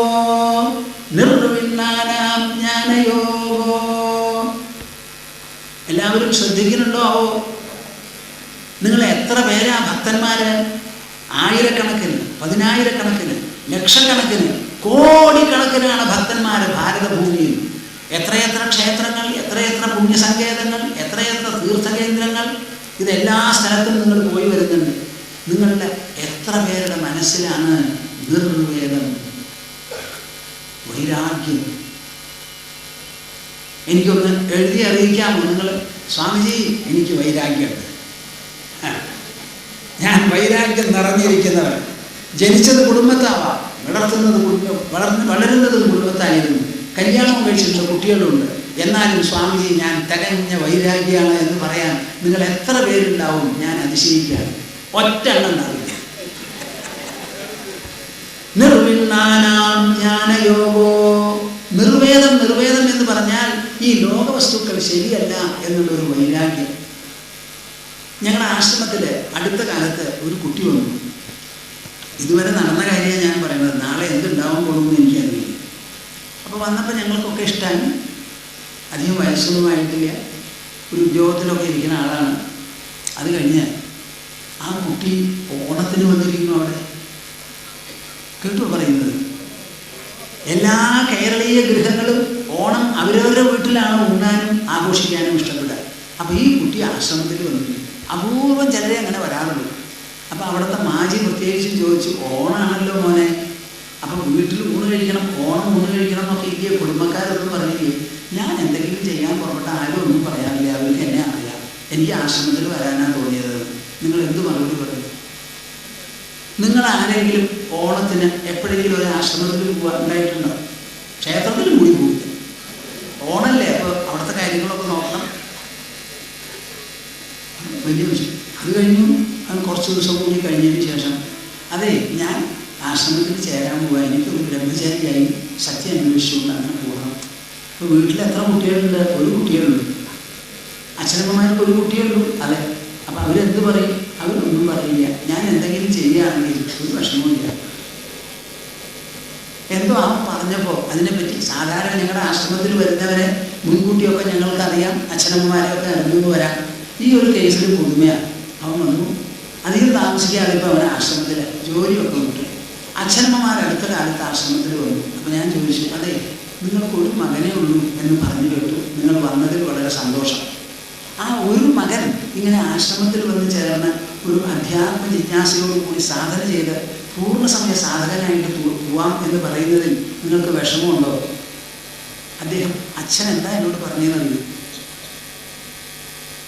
സ്വാമിജി, എൻ്റെ മകൻ ജനിച്ചത് മുതൽക്ക് ഇന്നേ വരെ അവൻ എന്ത് ചെയ്യണം എന്ന് വിചാരിച്ചോ ഞാനതിന് തടസ്സം പറഞ്ഞിട്ടില്ല.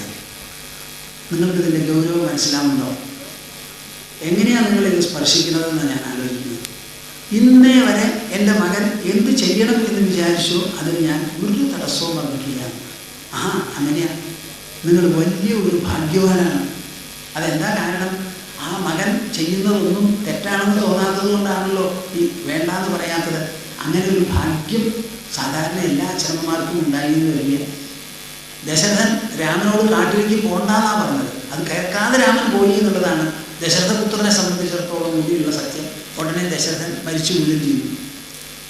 അപ്പം ഇങ്ങനെ തോന്നിയോ എന്ന് ആലോചിച്ചു. എന്തിനാ ഞാനിത് പറഞ്ഞത്? ഇതാണ് നിർവിണ്ണാനാം ജ്ഞാനയോഗോ.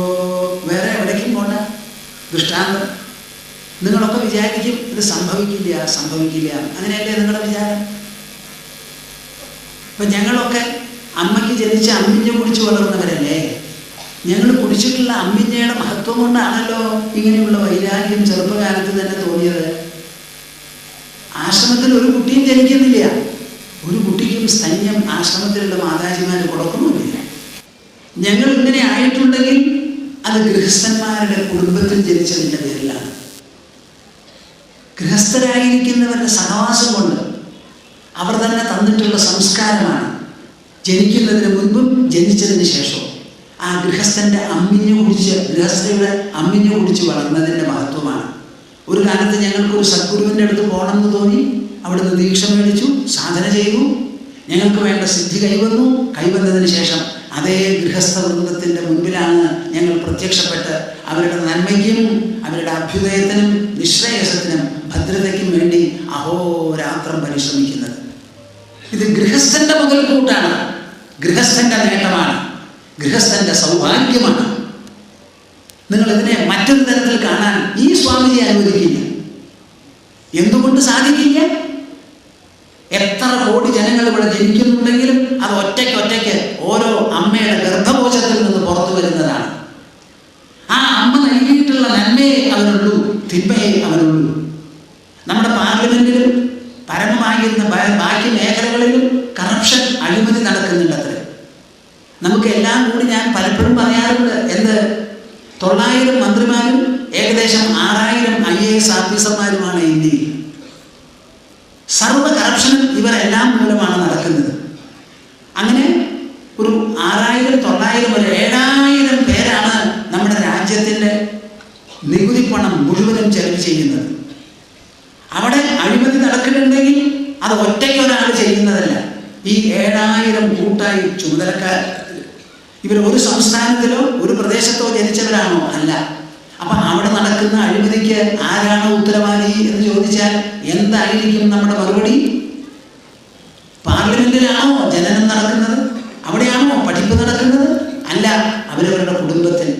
നമ്മളുടെ കുടുംബങ്ങളിൽ തന്നെയാണ് അഴിമതിയില്ലാത്ത കുട്ടികളെ പെറ്റുവളർത്തി അഴിമതിക്ക് വിധേയയാവരുത് എന്ന് പറഞ്ഞ് പഠിപ്പിക്കാൻ നമുക്ക് സാധിക്കാത്തതിൻ്റെ ദോഷമാണ് നാം അനുഭവിക്കുന്നത്. ഇത് എൻ്റെ പ്രേക്ഷകർ അംഗീകരിക്കുന്നുണ്ടോ? അംഗീകരിക്കുന്നുണ്ടെങ്കിൽ നിങ്ങൾ മനസ്സിലാക്കണം, വിരൽ അങ്ങോട്ട് ചൂണ്ടുന്നതിന് പകരം ഇങ്ങോട്ട് ചൂണ്ടുക, ഇവിടേക്ക് അങ്ങോട്ട് ചൂണ്ടുക. ഞാനാണ് ഇതിൻ്റെ ഉത്തരവാദി. എൻ്റെ ഗൃഹം വൈകുണ്ഠമാകണം, കൈലാസമാകണം. എനിക്ക് ജനിക്കുന്ന കുട്ടികൾ രാമചന്ദ്ര മഹാപ്രഭുക്കളാകണം, കൃഷ്ണ പരമാത്മാവാകണം. അങ്ങനെ നിങ്ങളാണ് സങ്കല്പിക്കേണ്ടത്. പക്ഷേ നിങ്ങൾ സങ്കല്പിക്കുന്നത് എൻ്റെ കുട്ടി അമേരിക്കൻ പൗരനാകണം, ജർമ്മനിയിൽ പോകണം, ജപ്പാൻ ടെക്നോളജിസ്റ്റ് ആവണം. ഇതൊക്കെയാണ് നിങ്ങളുടെ അഭിപ്രായം. എങ്ങനെയാ നേരെയാവുക? നേരെയാവില്ല. നേരെയാവണമെന്നുണ്ടെങ്കിൽ നിങ്ങളുടെ മനസ്സ് നേരെയാവണം. ആ മനസ്സാണ് ഇതിന് മൂലകാരണം. അപ്പോൾ ഈ നിർവേദം എന്ന് പറയുന്നത് ഉണ്ടാവില്ല എന്ന് നിങ്ങൾ ആരും പറയരുത്. ഭൂമാനന്ദ സ്വാമിജിയോട് പറഞ്ഞു പോകരുത്, സമ്മതിക്കില്ല ഞാൻ. എന്തുകൊണ്ടുണ്ടാവില്ല? നിങ്ങൾക്ക് കണ്ണില്ലേ കാണാൻ, മനസ്സില്ലേ മനനം ചെയ്യാൻ, ബുദ്ധിയില്ലേ ആലോചിക്കാൻ? ആരെങ്കിലും ഒരാൾ എൻ്റെ മുൻപിൽ വന്ന് പറയട്ടെ ഈ ലോകം നശ്വരമല്ല, ശാശ്വതമാണെന്ന്. അനുക്ഷണം പരിവർത്തനത്തിന് വിധേയമാണ് ഈ ലോകം. നമ്മുടെ ശരീരം, നമ്മുടെ മനസ്സ്, നമ്മുടെ ബുദ്ധി, നമ്മുടെ അഹങ്കാരം. അങ്ങനെ പരിവർത്തനപ്പെട്ടുകൊണ്ടിരിക്കുന്ന വ്യക്തിത്വത്തിൽ ഇരുന്നുകൊണ്ട് പരിവർത്തനപ്പെടുന്ന ഈ ലോകവുമായി സമ്പർക്കം നടത്തി നാം മുന്നോട്ട് പോകുമ്പോൾ പരിവർത്തനമല്ലാതെ പിന്നെ എന്താ ഉണ്ടാവുക? അതിനാണ് പേര് നശ്വരം. ഈ നശ്വരമാണെന്ന് മനസ്സിലാക്കൂ കൂട്ടരെ. നശിക്കുന്നതാണിത്, നശിച്ചുകൊണ്ടിരിക്കുന്നതാണിത്, നശ്വരമാണിത്. ആ നശ്വരത മനസ്സിൽ അങ്ങോട്ട് വേണ്ടതുപോലെ നമുക്ക് ഉൾക്കൊള്ളാൻ സാധിച്ചാൽ ഇതിനോട് സ്നേഹം തോന്നുമോ അതോ ഒരു സ്വല്പം അകൽച്ച തോന്നുമോ? ആ അകൽച്ചയാണ് നിർവേദം എന്ന് പറയുന്നത്. വൈമനസ്യം, വൈരാഗ്യം എന്ന് പറയുന്നത് അതാണ്. അത് ആലോചനയിൽ നിന്ന്, അനുഭവത്തിൽ നിന്ന്, മനനത്തിൽ നിന്ന്, ഗവേഷണത്തിൽ നിന്ന്, പരിശോധനയിൽ നിന്ന് ഉണ്ടാകുന്നതാണ്. നിങ്ങൾ ലോകത്തിൽ പലതും പരിശോധിക്കും, ലോകത്തെ പരിശോധിക്കില്ല. ലോകത്തിൻ്റെ സ്വഭാവം എന്ത്? What is the character of the world? അതിൻ്റെ സ്വഭാവം എന്താണെന്ന് നമ്മൾ ചിന്തിക്കുന്നില്ല. അപ്പോൾ നിർവേദം, വൈരാഗ്യം വന്നിട്ടുള്ളവർക്ക് ജ്ഞാനയോഗോ, അവർക്ക് ജ്ഞാനമൊക്കെ പറഞ്ഞാൽ അതേ വേണ്ടു. അവരോട് ബാക്കി അതെ നിങ്ങൾ അവിടെ ചെല്ലൂ, ഇവിടെ ചെല്ലൂ, ഈ കർമ്മങ്ങൾ ചെയ്യൂ, മറ്റത് ചെയ്യൂ, ഹോമിക്കൂ, തപിക്കൂ എന്നൊക്കെ പറഞ്ഞാൽ അവർക്കത് ഇഷ്ടമാകും. ന്യാസിനാമിഹ കർമ്മസു, അവർക്ക് ആവശ്യം ലൗകിക കർമ്മങ്ങളൊക്കെ വിടല. ഞാനിപ്പോൾ ഒരു കുട്ടിയുടെ കാര്യം പറഞ്ഞു, ലൗകിക കർമ്മമൊക്കെ വിട്ട് ആശ്രമത്തിൽ വന്ന് കൂടണമെന്നാണ്. ഇവിടെ എൻ്റെ അടുത്ത് ഇന്നലെയാണ് ഒരാൾ വന്നു, ഞാൻ മലബാറിൽ നിന്നാണ് വരണേ സ്വാമിജി, എനിക്കൊരു പെൺകുട്ടിയുണ്ട്, അവൾ പറയുന്നു ഞാൻ ഒരു ആശ്രമത്തിൽ ചേരാമെന്ന്. ഞാൻ സ്വാമിജിയുടെ ആശ്രമത്തിൽ കൂട്ടിക്കൊണ്ടു വന്നാൽ അവൾക്ക് അവിടെ നിങ്ങൾ സ്വീകരിക്കുമോ? ഞാൻ പറഞ്ഞു ഈ ആശ്രമത്തിൽ വരുന്നതും ചേരുന്നതും ഇങ്ങനെ പെട്ടെന്ന് മേശയുടെ മുകളിലിരുന്ന് സംസാരിക്കേണ്ട കാര്യം. ആർക്ക് ആവശ്യമുണ്ടോ ആ ആൾ വരട്ടെ, ഞങ്ങളൊന്ന് കാണട്ടെ, ആ കുട്ടി ഞങ്ങളെയും കാണട്ടെ, ആ കുട്ടിക്ക് വൈരാഗ്യം എത്രത്തോളം ഉണ്ട്. ഞങ്ങളൊക്കെ പൂർണ്ണ സമയമായി അധ്യാത്മ ജീവിതം നയിക്കുന്നവരാണ്. അങ്ങനെ നയിക്കാൻ അവൾക്ക് പറ്റുമോ? അവളോട് തന്നെ ചോദിക്കണം, അവൾ തന്നെ പറയണം. ഞങ്ങൾ തമ്മിൽ സംസാരിച്ച് പരസ്പരം ഒരു ഹാർമണി, നമുക്ക് തമ്മിലൊരു സാമഞ്ജസ്യം വന്നാലേ എവിടെ പോയാലും ചേരാനോ ഇരിക്കാനോ ഒക്കെ പറ്റുള്ളൂ. അതുകൊണ്ട് നിങ്ങൾ ആശ്രമത്തിലേക്ക് വരും, ഞാനിപ്പോൾ തിരക്കുള്ള സമയമാണ്, ജനുവരി മാസം 5-ാം തീയതി കഴിയട്ടെ എന്ന് പറഞ്ഞു. അപ്പം എനിക്ക് ആർക്കെങ്കിലും വൈരാഗ്യം തോന്നിയാൽ ഭൂമാനന്ദ സ്വാമിജിയുടെ മനസ്സിൽ ഉത്സവമാണ്, എനിക്ക് വലിയ ഉത്സവമാണ്. വൈരാഗ്യം ആ വൈരാഗ്യം തന്നെ നിങ്ങൾക്ക് മാംഗല്യം, നിത്യമാംഗല്യം അണിയൂ. അപ്പം എനിക്കതൊരു പുതുമയല്ല കൂട്ടരെ, വളരെ സന്തോഷമാണ്. എൻ്റെ ഈ മുമ്പിലുള്ള സദസ്സിൽ നിന്ന് പകുതി ഭാഗം വൈരാഗികളായി. ഞങ്ങൾ സ്വാമിജിയുടെ കൂടെ ഉണ്ട് എന്ന് പറഞ്ഞാൽ ഞാൻ തുള്ളിച്ചാടും, എനിക്കതിന് അതിശയമില്ല. അപ്പം നിങ്ങൾ ആരും വിചാരിക്കരുത് വൈരാഗ്യം ഗൃഹസ്ഥന്മാർക്കുള്ളതല്ല. നിങ്ങൾ ജന്മം നൽകിയിട്ടുള്ള കുട്ടികൾക്ക് വൈരാഗ്യം തോന്നുന്നുണ്ടെങ്കിൽ ആ വൈരാഗ്യത്തിന് അമ്മയും അച്ഛനുമായ നിങ്ങൾക്ക് എത്രത്തോളം ഉണ്ടാകണം? എൻ്റെ ചോദ്യത്തിന് ആരെങ്കിലും മറുപടി പറയുമോ? എനിക്ക് ജനിച്ച കുട്ടിക്ക് ഇത്ര വൈരാഗ്യമുണ്ടെങ്കിൽ ആ കുട്ടിക്ക് ജന്മം നൽകിയ എനിക്ക് എത്രമാത്രം വൈരാഗ്യം ഉണ്ടായിക്കൂടാ, അല്ലെങ്കിൽ സൂക്ഷ്മമായി ഇപ്പോൾ തന്നെ ഇല്ല എന്നിങ്ങനെ വേണം ചിന്തിക്കാൻ. അങ്ങനെയുള്ള ന്യാസികൾക്ക് നിർവിണ്ണാനാം ജ്ഞാനയോഗോ, അവർക്കുള്ളതാണ് ജ്ഞാനയോഗം.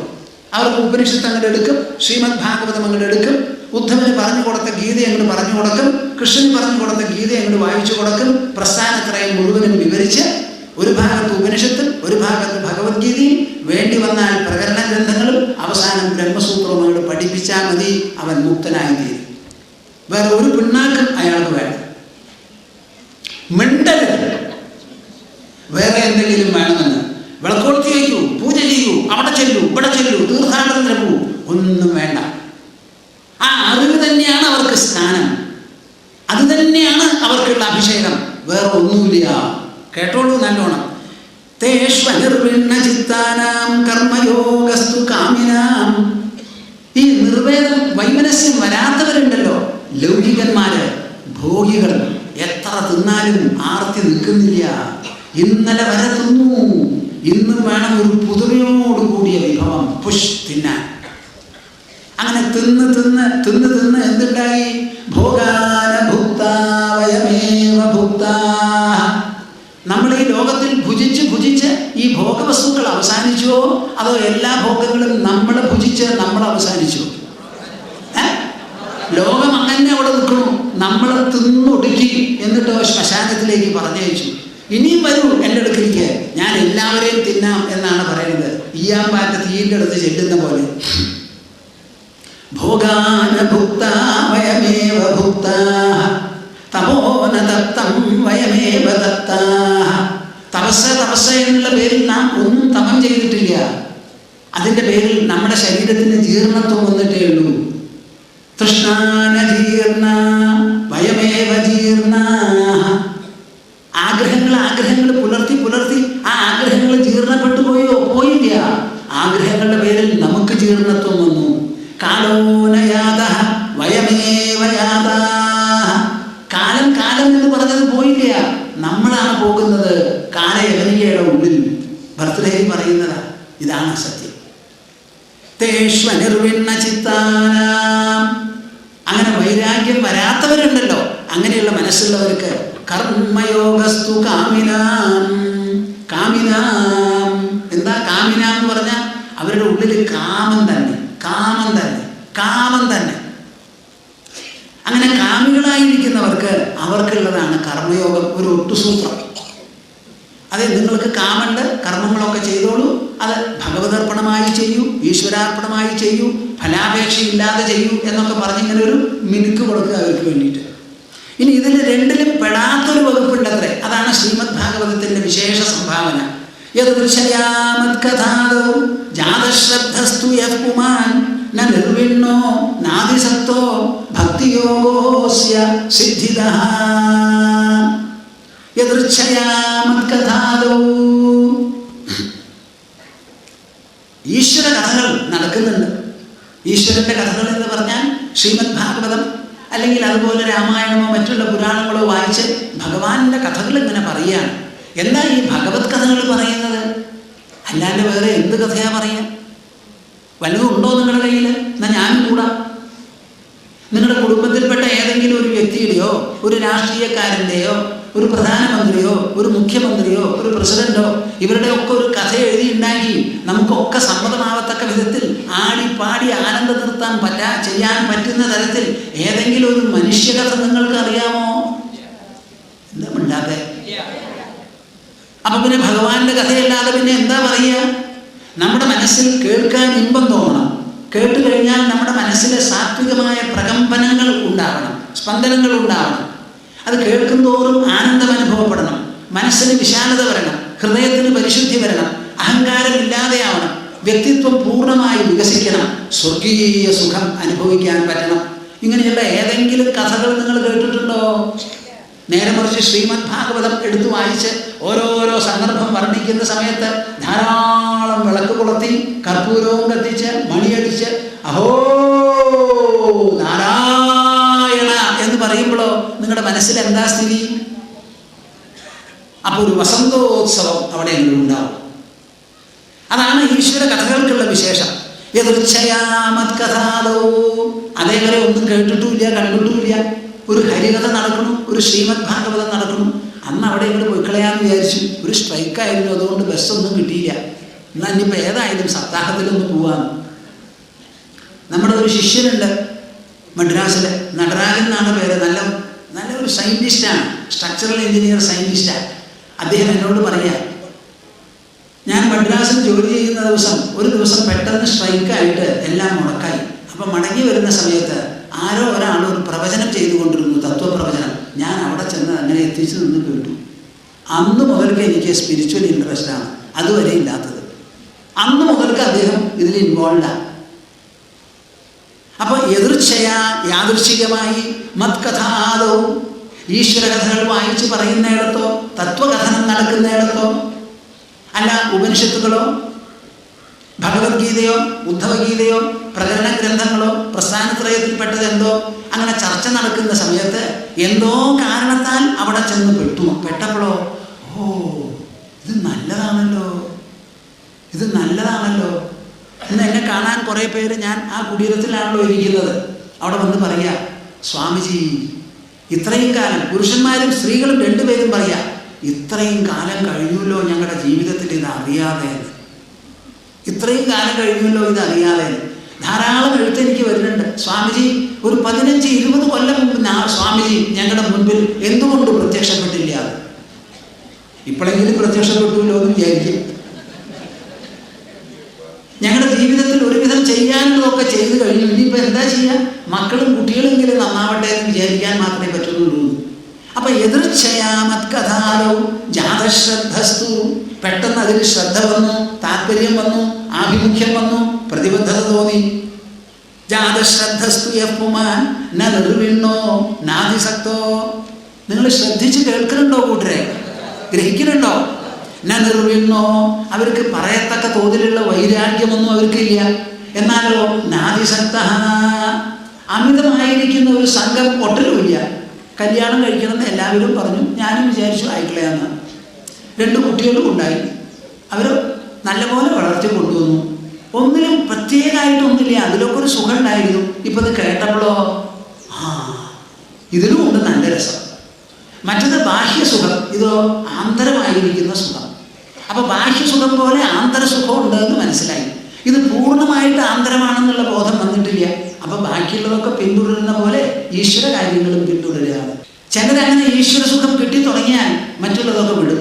സിംഗപ്പൂരിൽ നിന്ന് മധ്യവയസ്കയായിരിക്കുന്ന ഒരു സ്ത്രീ ഞങ്ങളുടെ ആശ്രമത്തിൽ വന്നിട്ട് പറയുകയാണ്, കഴിഞ്ഞ തവണ ഞാൻ മുതിർന്നവരെ കൂട്ടിക്കൊണ്ടാണ് വന്നത്, ഇത്തവണ 2 കുട്ടികളെയും കൂട്ടിക്കൊണ്ടാണ് വന്നിരിക്കുന്നത്. എനിക്കൊരു സംശയമുണ്ട് സ്വാമിജി, ഞാൻ ഇപ്പം മുക്തിസുധാകരൻ കേൾക്കുന്നുണ്ട്, വേറെ തത്വപ്രവചനങ്ങളും കേൾക്കുന്നുണ്ട്.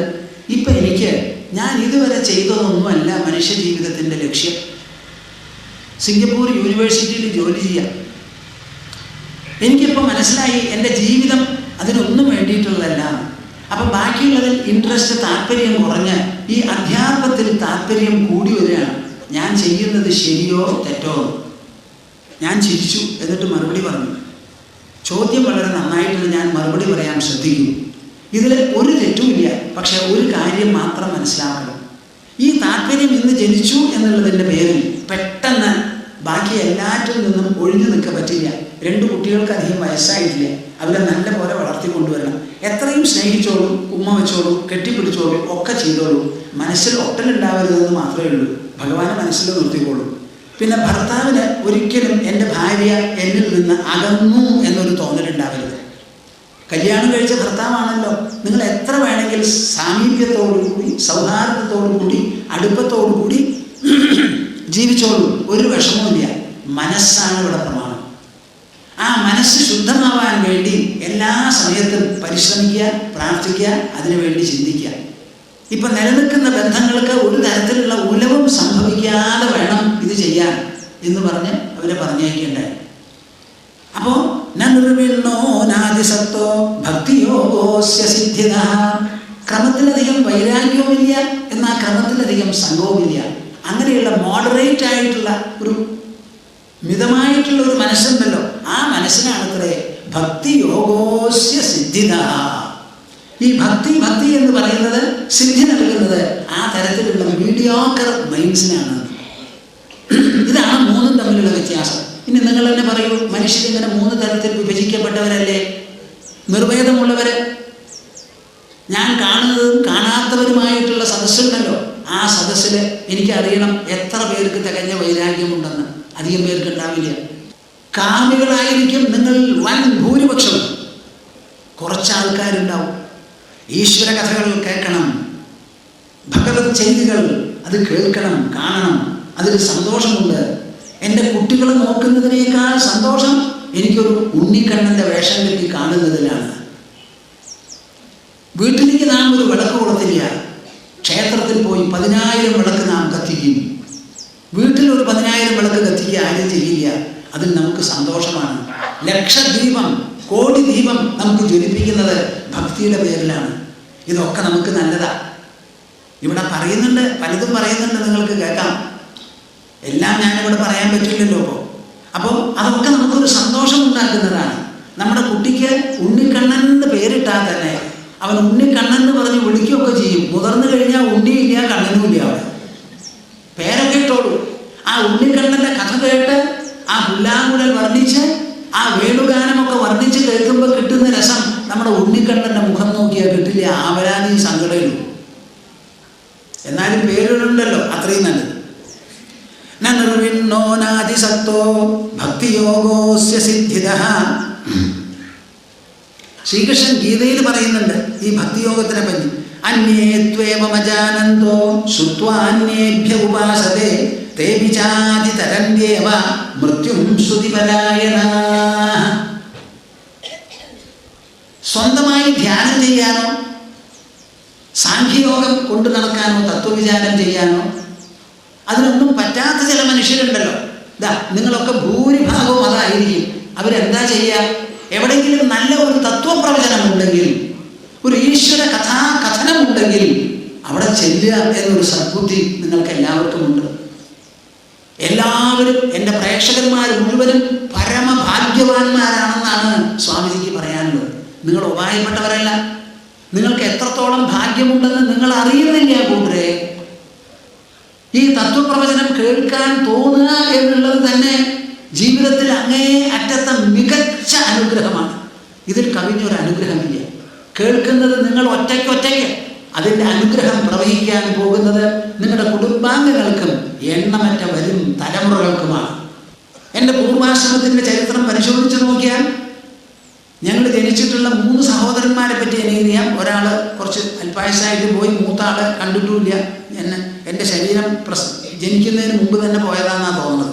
അപ്പം 3 സഹോദരന്മാരെ എനിക്കറിയാം. അല്ല, 4 ആളെ, അതിലൊരാൾ പോയി. ഞങ്ങൾക്കൊക്കെ ഈ കാര്യങ്ങളിൽ വലിയ താല്പര്യമാണ്. അപ്പം ഞങ്ങളിങ്ങനെ ആലോചിച്ചത് എന്താണ്, ഞങ്ങളുടെ പൂർവാശ്രമത്തിലെ അമ്മയുടെ അച്ഛൻ ശങ്കരനാരായണ ശാസ്ത്രികളായിരുന്നു. എപ്പോഴും രാമായണം വായനയാണ്. കൊടുങ്ങല്ലൂരിലെ രാജാക്കന്മാരെ, രാജകുടുംബത്തിലെ അംഗങ്ങളടക്കം അദ്ദേഹത്തിൻ്റെ അടുത്ത് സംശയം ചോദിക്കാനായിട്ട് ചെല്ലുമത്രേ. അപ്പം ആ ശങ്കരനാരായണ ശാസ്ത്രികളുടെ വംശത്തിൽ പെട്ടതുകൊണ്ടായിരിക്കാം ഞങ്ങൾക്ക് ഇത്ര സംസ്കൃത പ്രതിപത്തി. കേൾക്കണുണ്ടോ നിങ്ങൾ? എന്തിനാ ഞാനിത് പറഞ്ഞത്? നിങ്ങൾ ഈ കേൾക്കുന്നത് നിങ്ങളിൽ ഒതുങ്ങി നിൽക്കാൻ പോകുന്നില്ല. അത് വലിയ മഹത്തായിരിക്കുന്ന ഒരു അനുഗ്രഹമാണ്. പ്രോജ്വലമായത്, ജാജ്വല്യമാനമായത്, വളരെ ശക്തിമത്തായി പ്രവഹിക്കുന്നത്, പ്രസരിക്കുന്നത്, വ്യാപിക്കുന്നത്. അങ്ങനെ ആരെങ്കിലും നിങ്ങളുടെ കുടുംബത്തിൽ മുൻപിൽ കേട്ടിട്ടുണ്ടാവും. അതുകൊണ്ടാണ് ഇവിടെ വരാൻ തോന്നുന്നത്. ഈ സംപ്രേഷണം കാണണം എന്ന് തോന്നുന്നുണ്ടല്ലോ. അതിനെന്തെങ്കിലും സഹായിക്കണം എന്നുള്ള വിചാരം അതിലും വളരെ അപൂർവ. എല്ലാവരും പറയും, സ്വാമിജി ഇത് തുടരണമെന്ന്. എങ്ങനെയാ തുടരുക? സ്വാമിജി മാത്രം ഉണ്ടെങ്കിൽ മതിയോ? ഒരു സംപ്രേഷണത്തിന് 15,000 20,000 രൂപ ചെലവാണ്. ചിലരൊക്കെ അഭിപ്രായം നമ്മുടെ സംപ്രേഷണം ഏഷ്യാനെറ്റ് നമുക്ക് പൈസ തരുന്ന നല്ല കച്ചവടമല്ലേ. ഒരാഴ്ചത്തെ പണം മുമ്പിൽ കൊടുത്താലേ കാര്യം നടക്കുള്ളൂ. അപ്പൊ ഇതിനെന്തെങ്കിലും സഹായിക്കണം. ഇതേപോലെ ഒരു സത്രമാണ് നടക്കുന്നത്. ദശാബ്ദമാണിത്, ദശാബ്ദം. അതാണ് അവിടെ നടക്കുന്നത്. ആ മഹാജ്ഞാനോത്സവത്തിൻ്റെ അതിന് എന്തെങ്കിലും നമുക്ക് കൊടുക്കണം എന്ന് തോന്നണ്ടേ? അത് തോന്നുന്നവർ വളരെ അപൂർവമാണ്. നമ്മുടെ മനുഷ്യർ വളരെ വിശേഷപ്പെട്ടതാണ്. ഹുണ്ടിയൊക്കെ വച്ചാൽ അതിൽ പണിടുമ്പോൾ മുഷിഞ്ഞ നോട്ട്, കീറിയത് നോട്ട് ഒന്നും കൂടി ചുരുട്ടി അതിൻ്റെ ഉള്ളിലാ കൊണ്ടെങ്കിൽ തിരും. ഭഗവാന് കൊടുക്കുന്ന സമയത്ത് ഏറ്റവും നല്ല സാധനം കൊടുക്കണം. മദർത്ഥേ അർത്ഥപരിത്യാഗ, എനിക്ക് വേണ്ടി അർത്ഥപരിത്യാഗം, കയ്യിലുള്ള സമ്പത്ത്, വിഭവം അത് എത്രത്തോളം പരിത്യജിക്കാൻ സാധിക്കുമോ അത്രത്തോളം കൊടുക്കണം. പിശുക്കുണ്ടാവരുത്, പിശുക്കുണ്ടാവരുത്. 10 എന്ന് വിചാരിച്ചാൽ 100 കൊടുത്തേക്കും, ഒരു കുഴപ്പമില്ല. 10 എടുക്കുമ്പോൾ 10, കൊടുക്കുമ്പോഴോ 5, അപ്പോഴേക്ക് ഇടുമ്പോഴേക്കോ 2, അങ്ങനെ ആവരുത്. മദർത്ഥേ അർത്ഥപരിത്യാഗ. നിങ്ങൾ ഈ ആർക്കാ കൊടുക്കുന്നത്? വല്ലവർക്കും വേണ്ടിയിട്ടാണോ? നമുക്ക് വേണ്ടിയിട്ടാണ്. കൊടുക്കുന്ന പൈസ ബാക്കിയുള്ളവർ ഉപയോഗിക്കും. അതുകൊണ്ട് കിട്ടുന്ന അനുഗ്രഹം നിങ്ങൾക്കാണ്. അപ്പൊ എല്ലാം നമ്മുടെ ഉള്ളിലാണ് കിടന്ന് കളിക്കുന്നത്. അന്യേ ത്വേവമജാനന്ദോ ശ്രുത്വാന്യേഭ്യ ഉപാസതേ. ഇങ്ങനെ ജ്ഞാനയോഗമോ കർമ്മയോഗമോ ഒന്നും കൊണ്ടു നടക്കാൻ പറ്റാത്തവരുണ്ടല്ലോ. അവരിങ്ങനെയുള്ള കഥകളും കഥനങ്ങളും കേട്ട് അവർ പറയണത് കേട്ടിട്ടാണ് അവർക്ക് ഉന്നമനം ഉണ്ടാവുക. അവർക്കും ഉണ്ടത്രേ മോക്ഷം. അപ്പോൾ നമ്മുടെ ശ്രോതാക്കളും പ്രേക്ഷകരുമായിരിക്കുന്ന നിങ്ങൾക്ക്, ഞാൻ കാണുന്നവരും കാണാത്തവരുമായി പലരും ഉണ്ടല്ലോ, ദശലക്ഷം പേര്. ഇവർക്കെല്ലാവർക്കും ഈ മോക്ഷത്തിന് അർഹതയുണ്ട്, നിങ്ങൾക്ക് അവകാശപ്പെട്ടതാണ്. ദേവിചാതിതരന്ദേവ മൃത്യും ശ്രുതിപരായണാഃ. ശ്രുതിപരായണാഃ. എന്താ ശ്രുതിപരായണാഃ എന്നുള്ള വാക്കിനർത്ഥം? ഇത് കേൾക്കുന്നതിൽ മാത്രം താല്പര്യമുള്ളവർ. ഈ ശ്രവണം തന്നെ ഒരു പാരായണമാണ്. ഭാഗവതം ദിവസേന എടുത്ത് വായിച്ചു 3, 4, 5, 6 അധ്യായം, അതൊരു വക. ഇതിവിടെ സത്രം നടക്കുന്ന സമയത്ത് സമയം അതിനു വേണ്ടി ചെലവ് ചെയ്ത് വീട്ടുകാര്യങ്ങൾ ഒരുക്കി വെച്ച് ഇവിടെ നിങ്ങൾ വന്നാൽ മടങ്ങിപ്പോണ്ടി വരരുത്, ഭക്ഷണം കഴിക്കാൻ എന്ന് വിചാരിച്ചിട്ടാണ് അന്നദാനം. അന്നദാനം എന്താ? ഈ അന്നദാനം 2 ദാനമാണ് ഇവിടെ നടക്കുന്നത്. ഒന്ന് അന്നദാനം, രണ്ടാമത്തതോ ജ്ഞാനദാനം. അതുകൊണ്ട് ഇവിടെ ദാനദ്വയമാണ് ഇവിടെ നടക്കുന്നത്. എന്ത്? ദാനദ്വയം. ആ ദാനദ്വയം നടക്കുന്ന ഒരു മഹോത്സവത്തിൽ പങ്കെടുക്കുക, അതിലെന്തെങ്കിലും കൈങ്കര്യം ചെയ്യുക, സഹായിക്കുക എന്ന് പറഞ്ഞാൽ അതിന് വില കൽപ്പിക്കാൻ ലോകത്തിലൊന്നുമില്ല. ശ്രുതിപരായണാഃ. എല്ലാ കൊല്ലവും നിങ്ങൾ ഇവിടെ വന്ന എല്ലാ കൊല്ലവും കേൾക്കുന്നവർ കുറേ പേരുണ്ട്. അതുതന്നെയാണ് അവരുടെ വ്രതം. പലരും ശബരിമലക്കാലത്ത് ശബരിമലയ്ക്ക് പോകണു. ഇവിടെ നൈമിഷാരണ്യ സത്രം നടത്തുന്ന സമയത്ത് സത്രശാലയ്ക്ക് വരുന്നു. ശബരിമലയ്ക്ക് പോയാൽ പോയി വന്ന് ദർശനം മാത്രമേ ഉള്ളൂ. ഇവിടെ ദർശനവും ശ്രവണവും ഉണ്ട്. കേൾക്കുന്നുണ്ടോ നിങ്ങൾ? ഒന്ന് പറഞ്ഞ് മനസ്സിലാക്കുമോ ബാക്കിയുള്ളവരെ? ദർശനവും ശ്രവണവും ഉണ്ട്. ഇവിടെ വന്നിരുന്നാൽ തുടങ്ങി ശ്രവണം, തത്വശ്രവണം. മാറി മാറി പ്രവക്താക്കൾ അവരുടെ വാഗ്വിലാസത്തോടുകൂടി, സരസ്വതി കടാക്ഷത്തോടുകൂടി അനാദിയായിരിക്കുന്ന വേദകാലത്ത് കരുപ്പിടിപ്പിച്ചതായ തത്വങ്ങളും മൂല്യങ്ങളും സിദ്ധാന്തങ്ങളും എണ്ണമറ്റ തലമുറകളിലൂടെ പകർന്നു വന്ന് ശ്രീമദ് ഭാഗവതമായും ഉപനിഷത്തുകളായും പ്രകരണ ഗ്രന്ഥങ്ങളായും പലതുമായി നമ്മുടെ മുൻപിൽ ഇങ്ങനെ കിടന്ന് അവരിങ്ങനെ ഓരോരുത്തർ പറഞ്ഞ് മനസ്സിലാക്കുക. ഇത് നിങ്ങളുടെ വീട്ടിൽ നടത്താൻ സാധിക്കില്ല. ഇതങ്ങനെ നടത്തുന്ന സമയത്ത് അത് കേൾക്കുമ്പോൾ എത്രമാത്രം അതിൻ്റെ സൗഭാഗ്യമുണ്ട് എന്ന് നിങ്ങളൊന്ന് ആലോചിക്കൂ. ശ്രുതിപരായണാഃ. അത് കേൾക്കുന്നത് തന്നെയാണ് വ്രതം, അത് തന്നെയാണ് അനുഷ്ഠാനം. ഞങ്ങൾ വലിയ ധ്യാനത്തിനൊന്നും പറ്റില്ല, തയ്യാറുമില്ല. കർമ്മയോഗം അതും മനസ്സിലാവുന്നില്ല. പക്ഷേ എവിടെ തത്വകഥനമുണ്ടോ അവിടെ ചെന്നുകൂടി അത് കേൾക്കണം, കാണണം എന്നുള്ളൊരു തോന്നൽ ഞങ്ങൾക്കുണ്ട്. ഞങ്ങളവിടെ വരാൻ ഭക്തി ശ്രദ്ധയോടുകൂടി വരുന്നു. അങ്ങനെ വരുന്നവരും തേ അഭി, അവർ കൂടി അതിതരന്ത്യേവ മൃത്യും, അവർ മരണത്തെ തരണം ചെയ്യുന്നു. പരീക്ഷിച്ച് ചെയ്ത മാതിരി അദ്ദേഹത്തിൻ്റെ അശ്വമേധയാഗം കൊണ്ട് നടന്നില്ല. എന്ത്? തക്ഷകന്റെ കടിയെ തരണം ചെയ്യാൻ അശ്വമേധയാഗത്തിന് ശക്തിയില്ല. നേരെ മറിച്ച് ആ ചെറുപ്പക്കാരൻ 16 വയസ്സുള്ള ആ സുന്ദര മൂർത്തി, നഗ്ന സുന്ദര മൂർത്തി എന്തോ കാരണത്താൽ അവിടെ വന്നു പെട്ടു. ആ കുട്ടി അവിടെ അങ്ങോട്ട് ഇരുന്ന് രാജാവിൻ്റെ മുഖത്ത് നോക്കി തുടങ്ങി അങ്ങോട്ട് സംസാരിക്കാൻ ശ്രീമദ് ഭാഗവതം. കണ്ണുകൊണ്ട് ആ സുന്ദര മൂർത്തിയെ ഉള്ളിലേക്ക് ആകർഷിച്ചെടുത്ത് ലയിപ്പിച്ചു. ചെവി കൊണ്ട് അദ്ദേഹത്തിൻ്റെ വാക്കുകൾ മനസ്സിൽ അലിഞ്ഞു ചേർന്നു, ബുദ്ധിതലത്തിലും വ്യാപിച്ചു. അങ്ങനെ 7-ാം ദിവസം മുക്തനായി പരീക്ഷിച്ച്. ശ്രുതിപരായണത്വം കൊണ്ട് ആ കേൾക്കുന്നതിലുള്ള ശ്രദ്ധ, അതിലുള്ള താദാത്മ്യം, അതോടുകൂടിയുള്ള സാമഞ്ജസ്യം, അത് തന്നിലേക്ക് ആകർഷിച്ചെടുക്കണം, സംലയിപ്പിക്കണം, ആത്മസാത്കരിക്കണം എന്നുള്ളൊരു വിചാരം. അത് മൂന്നിൻ്റെയും പേരിൽ അദ്ദേഹത്തിന് മോക്ഷം കിട്ടി. നിർവിണ്ണാനാം ജ്ഞാനയോഗോ ന്യാസിനാം ഇഹ കർമ്മസു തേഷ്വനിർവിണ്ണ ചിത്താനാം കർമ്മയോഗസ്തു കാമിനാം യദൃച്ഛയാമത്കഥാദൗ ജാതശ്രദ്ധസ്തു യഃ പുമാൻ ന നിർവിണ്ണോ നാദിസക്തോ ഭക്തിയോഗോസ്യ സിദ്ധിദഃ. അങ്ങനെ മൂന്ന് വിധത്തിലുള്ള യോഗം എന്ന് പറഞ്ഞത് ഉദാഹരണമായിട്ട് ഞാൻ പറയുകയുള്ളൂ. ലോകത്തിൽ എപ്പോഴും നമ്മുടെ ജനത സമ്മിശ്രമാണ്. ആ സമ്മിശ്രമായിരിക്കുന്ന ജനതയിൽ ഈ വിഭാഗങ്ങൾ എപ്പോഴും ഉണ്ടാവും.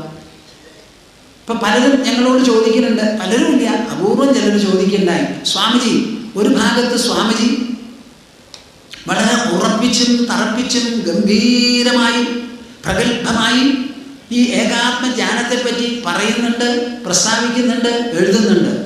അതേ സമയത്ത് സ്വാമിജി ഈ ക്ഷേത്രങ്ങളെയൊക്കെ സപ്പോർട്ട് ചെയ്ത് അവിടെ നടക്കുന്ന കാര്യങ്ങളെ പറ്റിയും പറയാറുണ്ടല്ലോ, ഒരു മൃത്യുഞ്ജയ ഹോമം നടത്തുന്നുണ്ടല്ലോ. ഇതെന്താ? ഇത് രണ്ടും തമ്മിലൊരു വൈരുദ്ധ്യമല്ലേ? വൈരുദ്ധ്യമല്ല, സാമഞ്ജസ്യമാണ്. ഞാൻ നിങ്ങൾക്ക് ചിത്രീകരിക്കാം. ഡൽഹിയിൽ പോയപ്പോൾ 5 ദിവസം സംസാരിച്ചു ഞാൻ. എന്താ സംസാരിച്ചതെന്നറിയോ? Realise the self here and now എന്നായിരുന്നു ശീർഷകം. അന്തരാത്മാവിനെ അനുഭവിച്ച് സാക്ഷാത്കരിക്കൂ, ഇവിടെ തന്നെ, ഇപ്പോൾ തന്നെ. ഹാള് നിറഞ്ഞ് കവിഞ്ഞൊഴുകി ജനങ്ങൾ വന്ന് കേൾക്കാം. ഞാൻ പറഞ്ഞു, നിങ്ങളെ ആത്മാവിനെ ശരിക്ക് കാണിച്ചു തന്ന് അനുഭവിപ്പിച്ചിട്ടേ ഇതിൻ്റെ ഉള്ളിൽ നിന്ന് പറഞ്ഞേക്കുള്ളൂ എന്ന് പറഞ്ഞു. എന്നിട്ട് 5 ദിവസം സംസാരിച്ചതൊക്കെ അവർ കേട്ടു. അന്ന് തലമുടിക്ക് സമ്മതിച്ചു. എന്നാൽ ഒരൊറ്റ ആള് ഈ ആത്മജ്ഞാന സാക്ഷാത്കാരത്തിന് വേണ്ടി എൻ്റെ ജീവിതം മുഴുവൻ വിനിയോഗിക്കാമെന്ന് പറഞ്ഞ് ഒരെണ്ണം നമ്മുടെ കൂടെ വന്നില്ല. ഞങ്ങളാണല്ലോ ഈ പറയുന്നത് സന്യാസിമാരായി, സ്വാമിജി ഞങ്ങളുണ്ടോ സ്വാമിജിയുടെ കൂടെ എന്ന് പറയാൻ ഒരെണ്ണത്തിന് നമ്മൾ കണ്ടില്ല. അപ്പം എന്താ കാരണം? അധികാരി ഭേദം ഒന്നുണ്ട്. പറയുന്നത് കേൾക്കുന്നതൊന്ന്, അതേപോലെ ആയിത്തീരുന്നത് രണ്ടാമതൊന്ന്. കണ്ണെത്തുന്നിടത്ത് കാലെത്തില്ല എന്ന് മലയാളത്തിൽ ഒരു ചൊല്ലുണ്ട്, നിങ്ങൾ കേട്ടിട്ടുണ്ടോ? കണ്ണെത്തുന്നിടത്ത് കാലെത്തില്ല. അവിടെ കുറേ ദൂരത്ത് കണ്ടാൽ ഒരു പർവ്വതം ഉണ്ടാവും, കണ്ടു കഴിഞ്ഞാൽ അത്ര ദൂരമൊന്നുമില്ല. ഞാൻ പൊയ്ക്കളയാന്ന് പറഞ്ഞ് നടന്നാൽ വൈകുന്നേരം വരെ നടന്നാൽ എത്തില്ല, എത്തുമ്പോഴേക്ക് ഇരുട്ടാവും ചെയ്യും, മടങ്ങി വരാൻ പറ്റില്ല. അപ്പം കണ്ണെത്തുന്നിടത്ത് കാലെത്തില്ല, ചെവി എത്തുന്നിടത്ത് മനസ്സെത്തിയെന്ന് വരില്ല, അതിന് സമയം പിടിക്കും. അതുകൊണ്ടാണ് ഈ വ്യത്യാസങ്ങൾ. അപ്പോൾ മൃത്യുഞ്ജയ ഹോമം നടത്തുമ്പോൾ നമ്മുടെ ഉദ്ദേശം എന്താ? പലർക്കും അപമൃത്യു, അകാലമൃത്യു, ക്ലേശമൃത്യു ഇങ്ങനെയുള്ള വിഷമങ്ങളുണ്ട്. അതൊക്കെ പരിഹരിച്ച് മനുഷ്യർക്കൊരു സമാധാനം ഉണ്ടാവണം. അതിനൊരു തപസ് ചെയ്യിക്കാൻ എല്ലാവരെയും വിളിക്കുക. മറ്റത് ഞാനിങ്ങനെ പറയും, നിങ്ങളിങ്ങനെ കേൾക്കും. നിങ്ങളൊന്നും ചെയ്യില്ല, കേൾക്ക് മാത്രമേ ഉള്ളൂ. ഇവിടെ ഞങ്ങൾ പറയണു, നിങ്ങളെ കൊണ്ട് ചെയ്യിക്കുക. അവരെല്ലാവരും വന്ന് ആ മൃത്യുഞ്ജയ ഹോമം നടത്തിയപ്പോൾ എല്ലാവരോടും ഞാൻ ചോദിച്ചപ്പോൾ പറയണത്, അയ്യോ ഇത് വളരെ വിശേഷമാണ്, നമുക്കിനി നടക്കാൻ പോകുന്നുണ്ട് എന്ത്? ഒരു വിഷ്ണു സഹസ്രനാമ സമൂഹ മഹായജ്ഞം. അത് എല്ലാ കൊല്ലവും നടത്തുന്നതാണ്. എന്തിനാണ് ഞങ്ങളത് നടത്തുന്നത്? 10,000 ചില്ലാനും പേരിരുന്ന് അർച്ചന ചെയ്യാൻ പോവുകയാണ്. ലോകത്തിൽ എവിടെയെങ്കിലും നടന്നുണ്ടോ എന്ന് തന്നെ സംശയം. അത് കഴിഞ്ഞാൽ അപ്പുറത്തും ഇപ്പുറത്തും ധാരാളം ആൾക്കാർ, ബഹുസഹസ്രം ജനങ്ങൾ അപ്പുറത്തും ഇപ്പുറത്തും ഇരുന്ന് കാണും. വന്ന് കണ്ടവരൊക്കെ പറയുകയാണ്, അശ്വമേധ മഹായാഗത്തിന് തുല്യമാണ്, ശ്രീകൃഷ്ണന്റെ സാന്നിധ്യത്തിൽ നടന്ന രാജസൂയ യാഗമാണ് ഞങ്ങൾക്ക് ഓർമ്മ വരുന്നത് എന്നാണ് അവർ പറയുന്നത്. അത്ര ചിട്ടയോടുകൂടി ഞങ്ങൾ പറഞ്ഞ് ചെയ്യിപ്പിക്കുന്നത് എന്തിനാ? അവർക്കൊക്കെ ഒരു അനുഷ്ഠാനം വേണം, ഒരു തപസ് നടക്കണം എന്ന് വിചാരിച്ച. വിഷ്ണു സഹസ്രനാമ സമൂഹ മഹായജ്ഞത്തിൻ്റെ ഉദ്ദേശം എന്താ? ജ്ഞാനവും ഐശ്വര്യവുമാണ്. വിഭവസമൃദ്ധി ഉണ്ടാകണം, പഞ്ഞം പാടില്ല, ഐശ്വര്യ സമൃദ്ധി ഉണ്ടാകണം. മൃത്യുഞ്ജയ ഹോമമോ, അകാല മൃത്യു, അപകട മരണം, ആത്മഹത്യ, ക്ലേശിച്ച് മരിക്കാതെ ഇരിക്കുക, ഇങ്ങനെയുള്ള കാര്യങ്ങളൊക്കെ ഒഴിവാക്കുക. ഇത് രണ്ടും വേദം വിധിച്ചിട്ടുള്ളതാണ്. അതേ വേദത്തിലാണ് ഉപനിഷത്ത് മന്ത്രങ്ങളും വേദാന്തവും ഉള്ളത്. അപ്പം വേദത്തിന് നമുക്ക് തെറ്റു പറയാൻ പറ്റുമോ? ഇത് മനുഷ്യരാശിയുടെ ആവശ്യമാണ്. ഞാൻ വൈരാഗ്യം വന്ന ഒരു കൂട്ടം ആൾക്കാരോട് മാത്രമാണ് സംസാരിക്കണമെന്നുണ്ടെങ്കിൽ അവിടെ ഇതൊന്നും മിണ്ടില്ല. ഈ കർമ്മകാണ്ഡത്തിന് മുഴുവൻ നിഷേധിച്ച് വെട്ടി ചുരുക്കി അതിന് കരിവാരി തേച്ചിട്ടാണ് ഉപനിഷത്തുകൾ ഞങ്ങൾ ഉയർത്തിപ്പിടിച്ച് സംസാരിക്കുക. പക്ഷെ നിങ്ങളുടെ മുൻപിൽ വരുമ്പോൾ ഞാൻ അങ്ങനെ പറഞ്ഞാലോ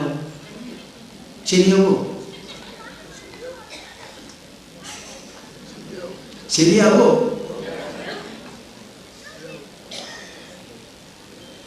ഇപ്പോൾ ഏതായാലും എനിക്ക് നിർത്തണം. അപ്പോൾ ഈ രണ്ടും കൂടി ഒരുമിച്ച് കൊണ്ടുപോകും. കൊണ്ടുപോകാൻ പറ്റുമോ, കൊണ്ടുപോകാമോ എന്നുള്ള ചോദ്യത്തിന് പ്രധാനമായിട്ടുള്ളൊരു മറുപടി ആണ് അടുത്ത് ഞാൻ ചർച്ച ചെയ്യാൻ പോകുന്നത്. അത് ആരെ മുൻപിൽ നിർത്തിയിട്ടാണ്? ബ്രഹ്മാവിനെയും ബ്രഹ്മാവിൻ്റെ പുത്രനായിരിക്കുന്ന വസിഷ്ഠരെയും കൊണ്ടുവന്ന് ആ വസിഷ്ഠർ പറയുന്നുണ്ട് അവസാനം ശ്രീരാമനോട്, എന്തുകൊണ്ടാണ് ഞാൻ അച്ഛനോട് അശ്വമേധയാഗം നടത്തി മക്കളുണ്ടാവണം എന്ന് പറഞ്ഞ് ആ കർമ്മകാണ്ഡത്തിന് ഊന്നൽ കൊടുത്ത് അശ്വമേധയാഗം നടത്തിച്ചത് എന്തിന്? അതേ അച്ഛൻ്റെ മകനോടൊപ്പം ഞാൻ യാഗങ്ങളും യജ്ഞങ്ങളും ഒക്കെ തട്ടിക്കളഞ്ഞ് ജ്ഞാനയജ്ഞം മാത്രം മതി എന്ന് പറഞ്ഞ് തത്വോപദേശം ആത്മതത്വോപദേശം ചെയ്യുന്നത് എന്തിന്? ഇത് രണ്ടും ചെയ്യുന്നത് ഒരേ വസിഷ്ഠനാണ്.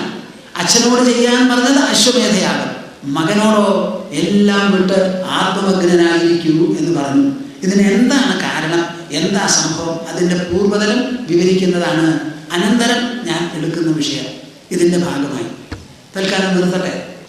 നിർവിണ്ണാനാം ജ്ഞാനയോഗോ ന്യാസിനാമിഹ കർമ്മസു തേഷ്വനിർവിണ്ണ ചിത്താനാം കർമ്മയോഗസ്തു കാമിനാം യദുച്ഛയാമത്കഥാദൗ ജാതശ്രദ്ധസ്തു യഃ പുമാൻ ന നിർവിണ്ണോ നാദിസത്തോ ഭക്തിയോഗോസ്യ സിദ്ധിദഃ. ഞാനിത് പറയുന്നുണ്ടല്ലോ, അതിസൂക്ഷ്മമായിരിക്കുന്ന വിഷയങ്ങളാണ്. നിങ്ങൾക്ക് ഇഷ്ടമാവുന്നുണ്ടോ കൂട്ടരെ? ഈ ഇഷ്ടവും രസവും തോന്നുന്നവരൊന്ന് കൈ പൊന്തിക്കുകയാണ് കേട്ടോ. ഞാൻ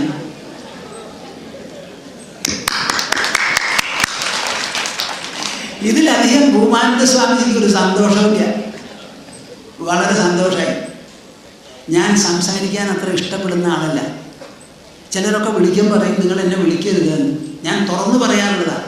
എന്നാൽ നല്ല ഒരു സദസ്സിനെ നോക്കി സംസാരിക്കുമ്പോൾ സമുദ്രത്തിൽ തിരമാലകൾ പോലെ മനസ്സിൽ ഇങ്ങനെ വരും കാര്യങ്ങൾ. അപ്പോൾ അത് ഞാൻ കേൾക്കുന്നുണ്ടല്ലോ, അപ്പോൾ കേൾക്കാനും ഒരു സന്തോഷമുണ്ട്. ഞാൻ നിങ്ങളെ എല്ലാവരെയും എന്താ പറയുക, മനസ്സാ ആലിംഗനം ചെയ്ത് എണ്ണമറ്റ തലമുറകളിൽ ഈ മാതിരിയുള്ള ഒരു ആഭിമുഖ്യം, ഒരു പ്രതിബദ്ധത ഉണ്ടാവട്ടെ. നിങ്ങളുടെ എല്ലാവരുടെയും ഉള്ളിൽ പരമാത്മാവായിരിക്കുന്ന പരമേശ്വരൻ, പരമകല്യാണനിധിയായിരിക്കുന്ന ശ്രീഹരി അങ്ങനെ നൃത്തം വെച്ച് തുള്ളിച്ചാടിക്കൊണ്ടിരിക്കട്ടെ. നിങ്ങളുടെ വാക്കുകൾ മധുരമാകണം. ഈശ്വര വൈഭവം വെളിപ്പെടുത്തുന്നതാവണം നിങ്ങൾ സംസാരിക്കുന്ന സംസാരം. നിങ്ങളുടെ കുട്ടികൾക്കൊക്കെ സദ്ബുദ്ധി ഉണ്ടായി സമാജത്തിന് വലിയ ഒരു അലങ്കാരവും ഒരു താങ്ങും തണലുമായി തീരട്ടെ. എൻ്റെ അനുഗ്രഹങ്ങൾ എല്ലാവർക്കും മനസ്സാ ആലിംഗനം ചെയ്തുകൊണ്ട് ഞാൻ നിർത്താം. ഒരു ശ്ലോകം പറഞ്ഞു. ഹേ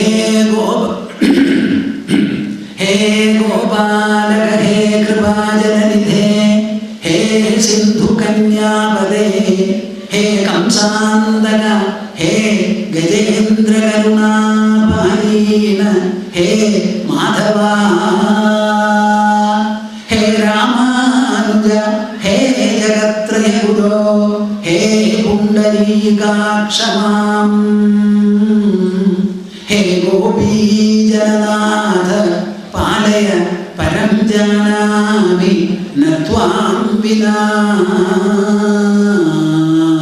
ഹേ ഗോപീജനനാഥ പാലയ പരം ജാനാമി ന ത്വാം വിനാ.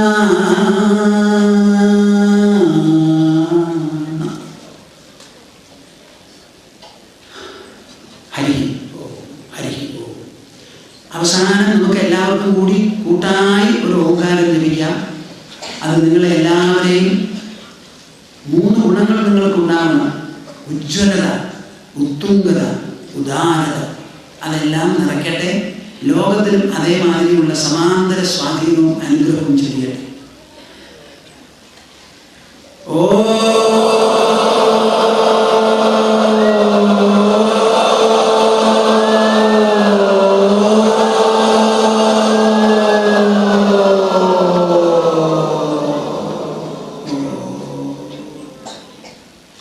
ഹരി.